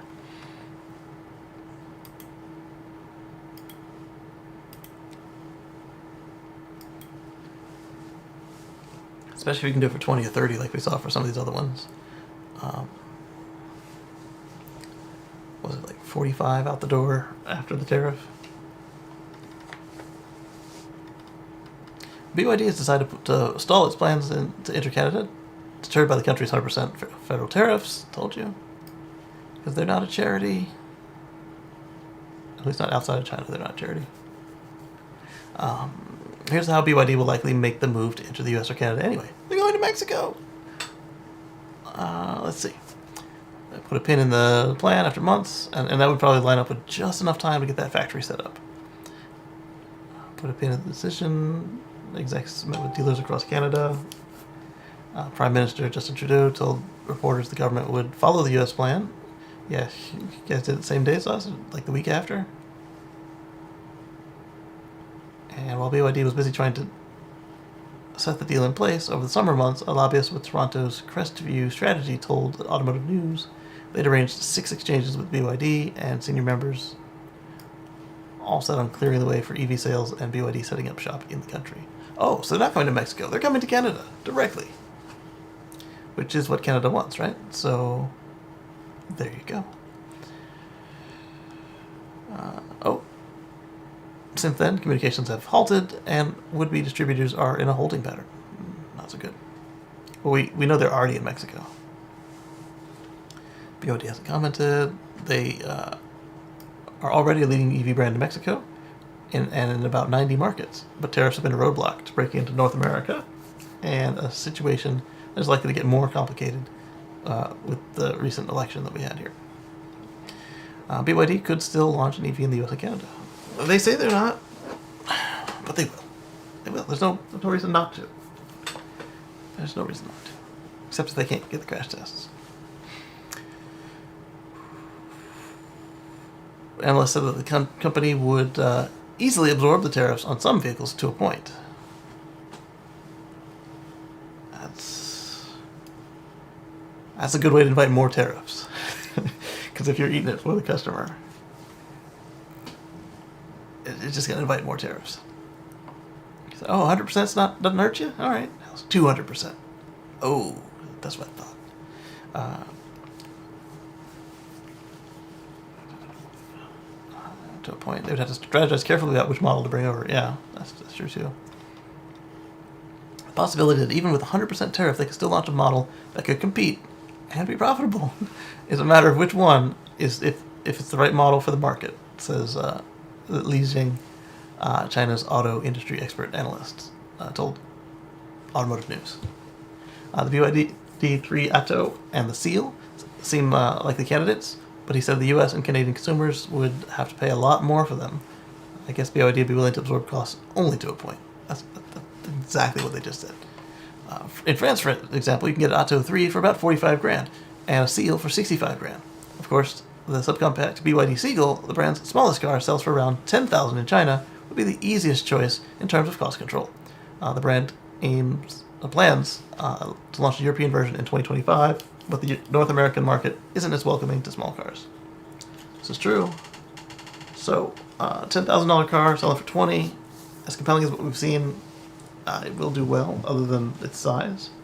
But a $45,000 car for $90,000, that's a bit harder to sell. And if they eat part of the tariff on behalf of the importer, and they can get it to $60,000, they could probably still do that.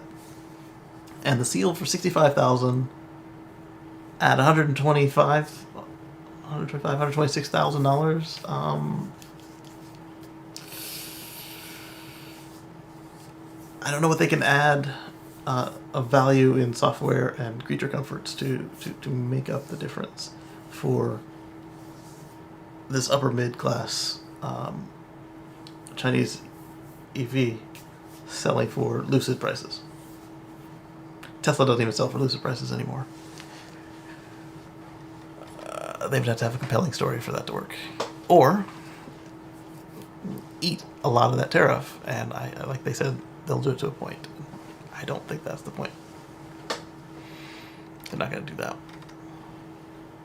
North American move is on hold for now. Chinese brands as ambitious as BYD won't likely be put off by tariffs for too long. It's just a matter of when and which vehicle.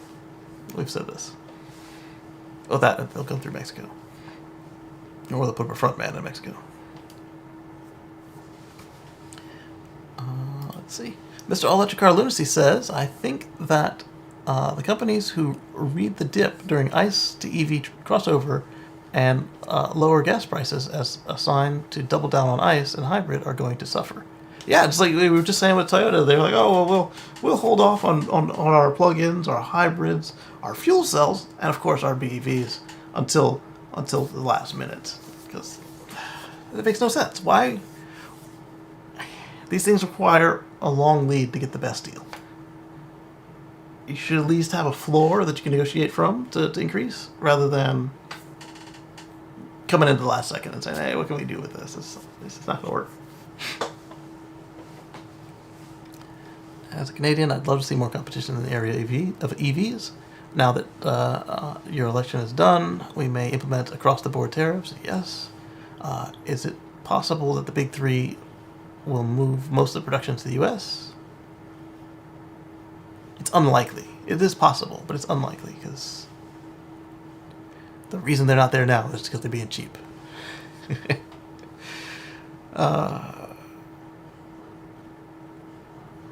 Move production to the U.S. with nothing to lose. Canada would be well advised to allow more imports, including EVs from China. Yeah, but your guys' auto industry there is kind of intertwined tightly with ours. Like, most of it was just across the river from Detroit. So don't fret. Not unless we talk about not giving you any exports, which could totally happen with an America First slogan, currently and historically.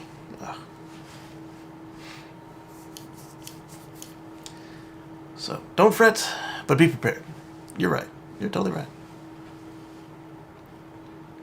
But we like selling stuff, so I'd say that's unlikely to be a problem for Canada. Unless we just can't get parts to build enough to make them here, which is a possibility. 100% tariff.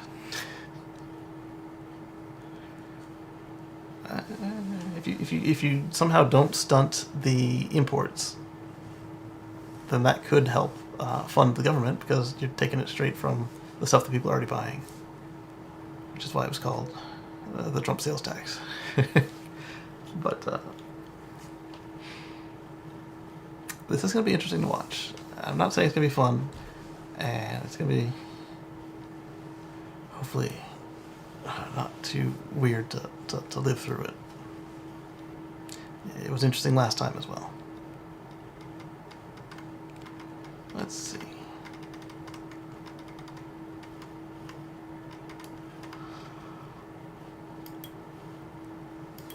I mean, it's not going to be good for clean energy and EVs. That's not with a drill baby drill slogan.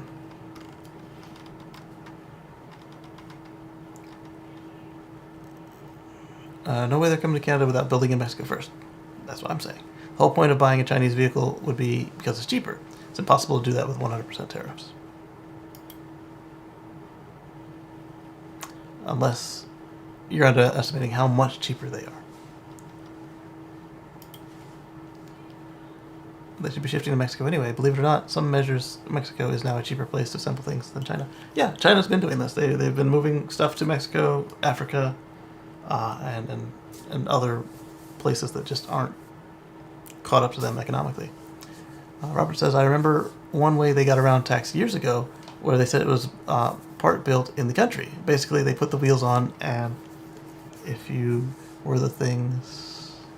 Yeah, Tesla was doing that in the Swindon, Tilton. There's a UK plant that Tesla had. They were building out knockdowns, they called it,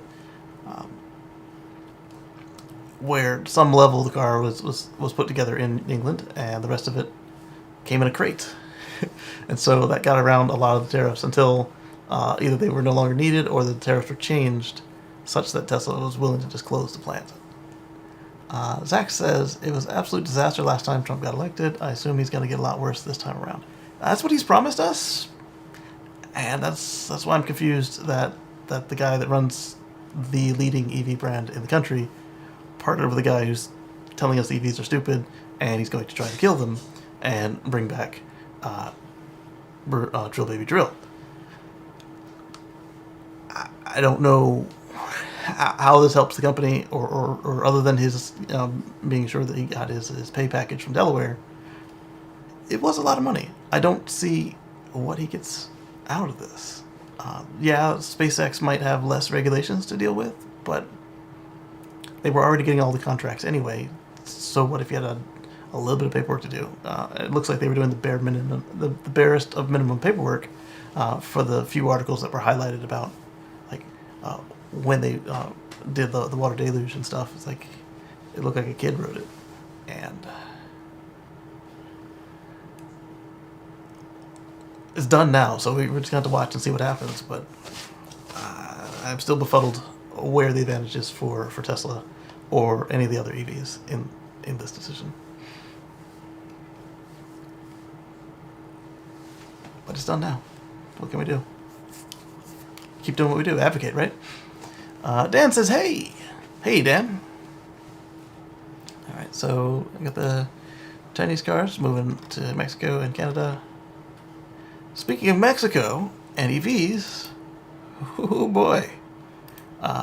Now remember, this plant kind of went fallow, and then Elon came up with the excuse of, oh well, Trump's going to win, so with the tariffs we can't have this plant.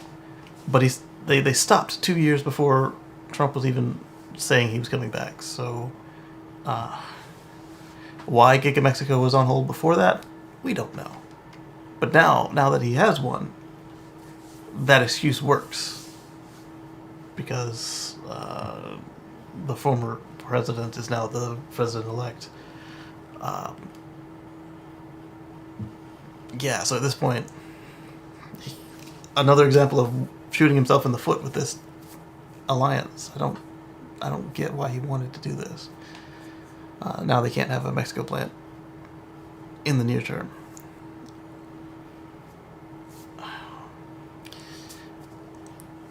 Part of this is on Mexico. Like, part of this is their fault. They had the two regional governments. They were kind of bickering back and forth, and so some stuff that needed to get done in a timely fashion didn't get done, and now we're on hold for anywhere from 6 months to 4 years on this plant. I still say they should have built the shell, and then they could have just left it empty, paid the electric bill, keep it, air conditioner running at a minimum level so it didn't deteriorate, and then when they were ready, just drop in all the equipment and train up the people and bring them in. as it is now, they gotta start from scratch whenever they do decide that they're ready. Dan says, on random SpaceX note, I'm glad the Chopsticks catch was on YouTube. Yeah. It's on YouTube now. They put something there, but I think live it was only on X, right? Yeah. But that was really cool, and I can't wait to see the next one as early as... Was it tomorrow? Or as early as a week from tomorrow? I think it's a week from tomorrow. But I will double check. I will check now, I guess, right after we talk about Mexico.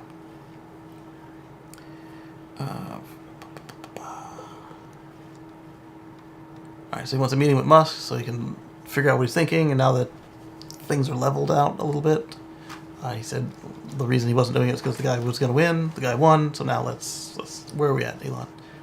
We've got all this land, we've got all these infrastructure that need investment, but there's no point in putting roads to nowhere if you're not going to do anything for 4 years. A lot of tax money. Alright, so let's see, space launch now, space flight now.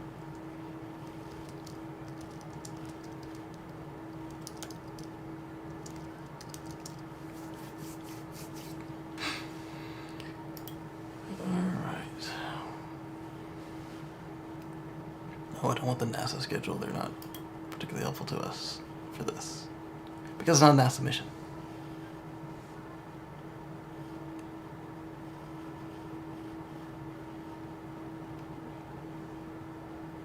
It's spinning. There we go. Yeah, that's the one I wanted, spaceflight now. Falcon 9 and Starlink. Today or tomorrow? Or today and tomorrow? No, just one. Updated November 10th. Falcon 9 KoreaSat. New Glenn. New Glenn 1. Oh, I thought it was on the calendar. Got excited for a second. What? That big old bird's gonna fly? Another New Glenn. Vulcan Centaur. You don't do the starships? So a week from tomorrow. Flight 6. November 18th. Why is it not on the schedule? It should have a no earlier than at least, right? If you got New Glenn on there. Come on, Bezos doesn't launch things in a timely fashion.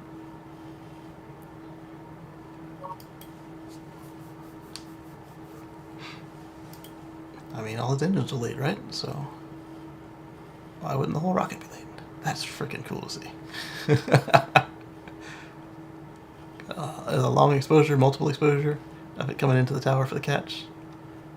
At least 3 exposures. Yeah, there, and then it's on fire in the arms. Mr. All-Electric Lunacy says, that's what I expect, Zach, yeah. And folks rooting for Tesla and SpaceX are cheering on the idea of less regulation, standing in the way of a company that does stuff like disable 12-volt outlets at their whim. Yes! I don't get that. The 12-volt thing was, like, super annoying. Like, imagine you got this update. It wasn't documented anywhere. You got this update, you'd just gone out and got some rare flowers or some buffalo meat or something, you know, expensive, and you've got it in a cooler. And you go inside for whatever, and you come back out, and you don't know. And when you get home, your rare biological specimens are gone, or your meat is rancid. That should have been a switch, just like it is on Cybertruck. Yeah, absolutely. Yeah, that's going to be fun right there. I can't wait to go see one in person. I saw... what did we see? We saw the first Crew Dragon live in Florida. And we saw Falcon Heavy, the first one, live. Got a car out in space. And Starship would add to our collection. And then, of course, once we get more mobile, I can start adding all of their firsts. Not just SpaceX, but like the New Glenn and whatnot. But we shall see. All right, so back onto the regularly scheduled program. We talked about Mexico a couple times. Mexico, Canada, China. And Rivian is promising us something interesting with batteries. So InstaDVs is reporting that the battery blitz in America continues, and the newest beneficiary of that is the upcoming Rivian R2. What? So we're now talking about a battery that they say is 3x. 3x what? It wasn't exactly clear from my skimming, and then later thoughts on the process. So let's just go and see. Rivian R2 will get new LG cells with 6 times the capacity, not 3, sorry, 6 times the capacity. I knew it was a factor of 6. 3 or 2, but I knew it wasn't 2.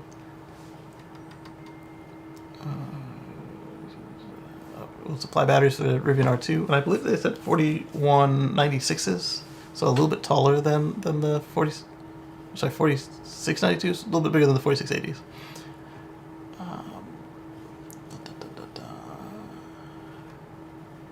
Oh, sorry, 4695s. So 15 more millimeters than Tesla on the Z. I don't think that they're comparing it to the current pack. I think they're comparing it to either the 2170s or the 18650s, because it just holds more. LG said on Thursday it'll provide Rivian with advanced 4695 cylindrical cells for over 5 years, with the battery capacity totaling 67 gigawatt hours. The new cell type has a diameter of 46 millimeters and it's 95 millimeters tall. The battery maker said in a press release it will feature 6 times the capacity of existing 2170 cells. So we're talking capacity, not necessarily power or longevity or anything else. So I was smooshing a bunch of stories together. I like the style of that house. That's kind of fun. And so whatever Tesla saw in 4680s, Rivian is hoping to get the same thing, but out of 4695s. Which also means probably in the far future, you might be able to get your aftermarket replacement Rivian batteries from old Tesla cells or something. I don't know, because they'll fit. Its larger size enables higher energy density, improved space efficiency, and enhanced safety, which is attracting industry-wide attention, according to LG ES. It's expected to get over 300 miles of range in the R2, and the R1S and R1T both get nickel manganese cobalt NMC batteries from Samsung SDI, whereas their entry-level standard range trims get lithium iron phosphate cells from an undisclosed supplier. Maybe LG? Maybe cattle. Due to the dynamic nature of the EV market, an increasing number of global automakers are demonstrating a strong preference for a diverse range of battery form factors. I would think that you'd want to get volume up on a form factor to help out with volume pricing. Because if everybody uses a 4680, 4695, 2170, which they've clearly said they don't want to do anymore, then you can have a little bit of economies of scale with that. Thankfully, the gel that goes inside still works whether it's prismatic or a pouch. So all this really does is increase the ability for the logistics to make sense.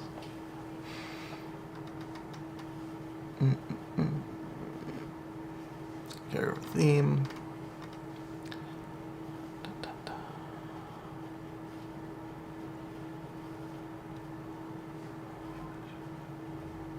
What does this have to do with the cells?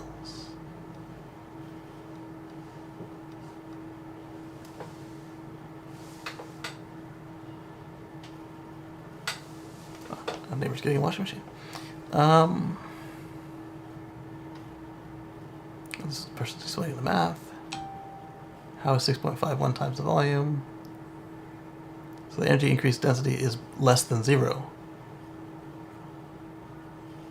A stunning achievement by the marketing department. So he's saying that these are actually worse batteries, but bigger, as far as energy density. It should get better when you're removing all the cans in between.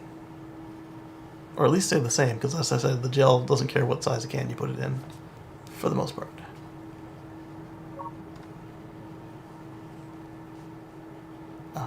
Okay, so this guy's saying he calculated wrong. He says, thanks. I miscalculated the volume. I use the diameter, not the radius. There you go. Let's see if that one finished. And then it disappeared entirely.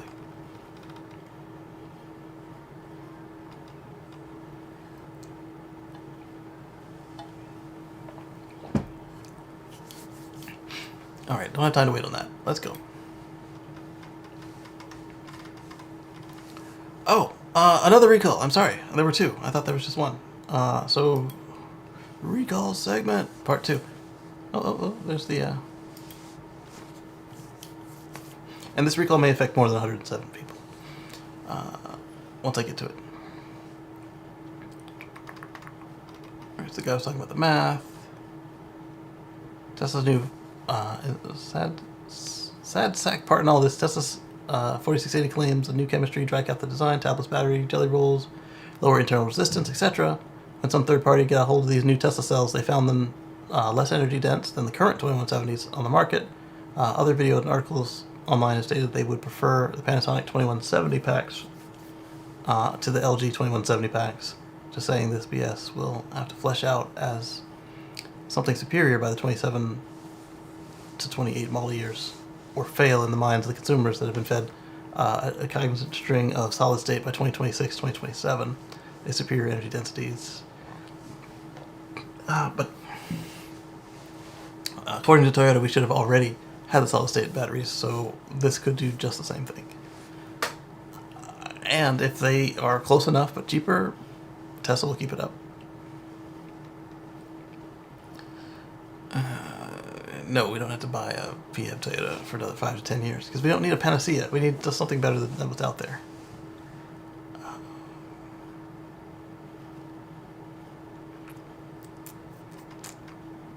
I believe the topic was Rivian.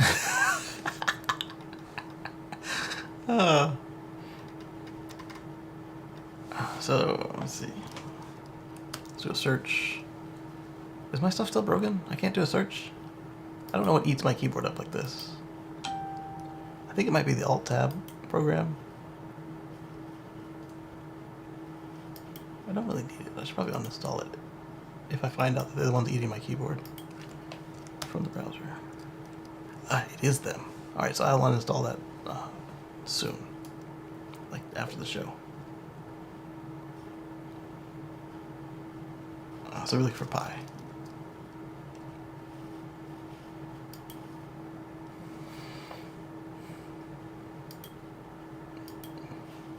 I wasn't sure, but I thought they used a superscript, and I can't type that into a search.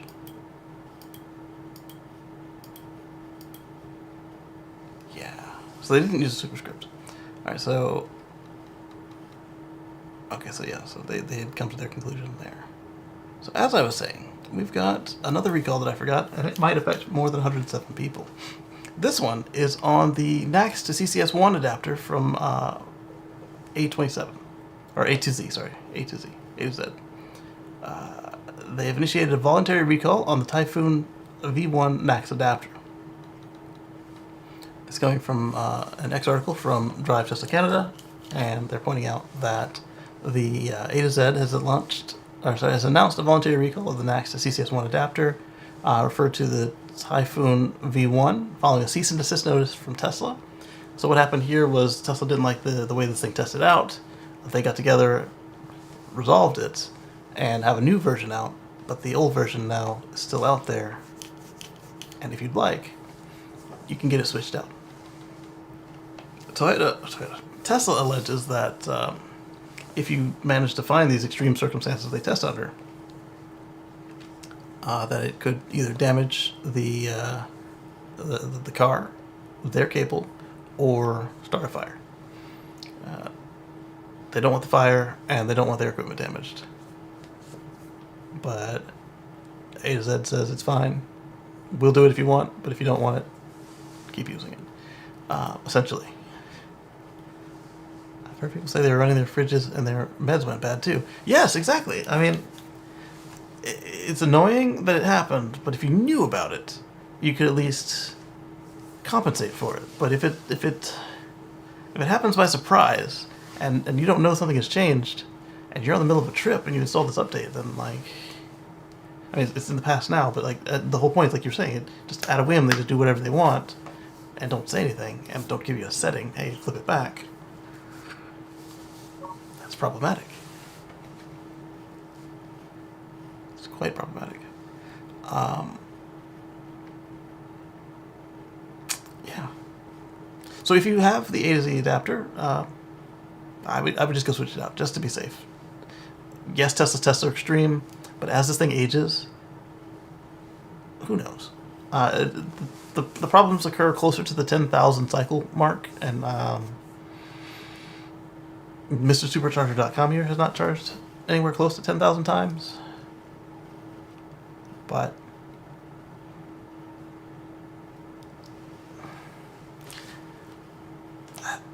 it's not worth the risk. It's not worth the risk. Just go switch it out.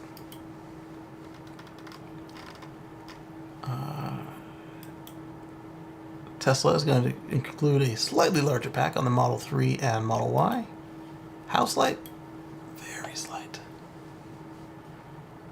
Very, very slight. This is coming from Drive Tesla Canada via the Tesla Life Show.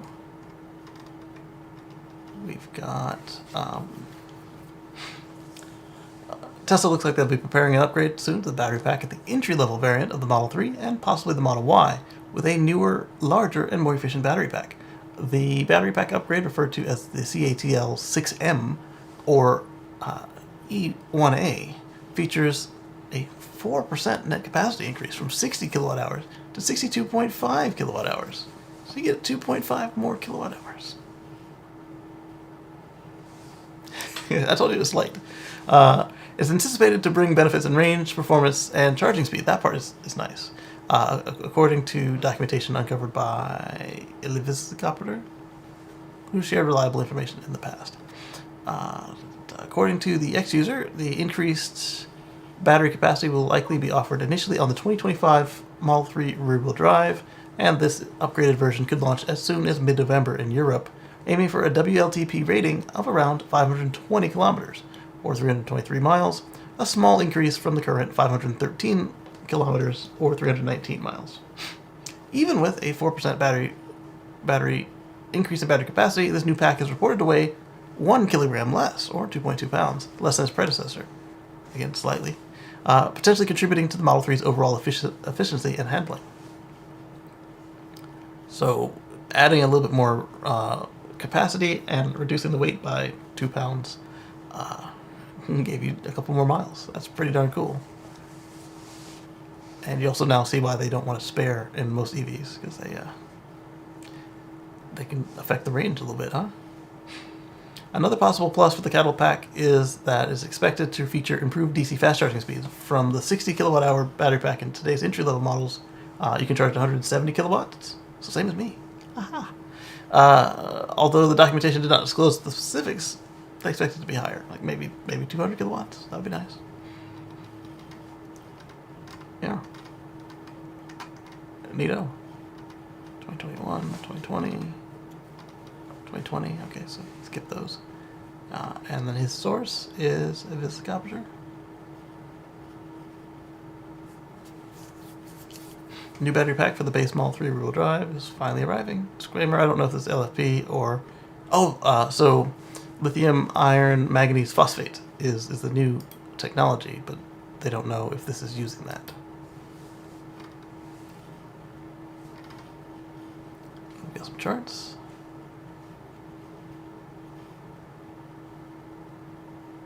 Got a voltage 345. Amp hours of 188. Sorry, 180, sorry. Number of cells, 108. So back up to where they were last time. End of discharge voltage of 216. Battery mass is 475 kilograms. Well, that's substantial from 2023 at 495. That's 20 kilograms. But it's only 1 kilogram for the 2021. But what I don't know here is what they're comparing. Are they comparing the long range and the current standard range? I'd have to look up the numbers. The nominal voltage and end of discharge voltage didn't change, which leads me to believe that the new pack might still only be LFP. without the manganese. The laundry is done. The heat pump dryer talks to the Google. Actually, Home Assistant does that, but I love Home Assistant. So that's neat. Tesla is offering 1 year of free supercharging on the Model Y in Europe. So if you want to use my code, ts.la/Kacey1109, you get, I think, €1,000 off, plus a year free supercharging.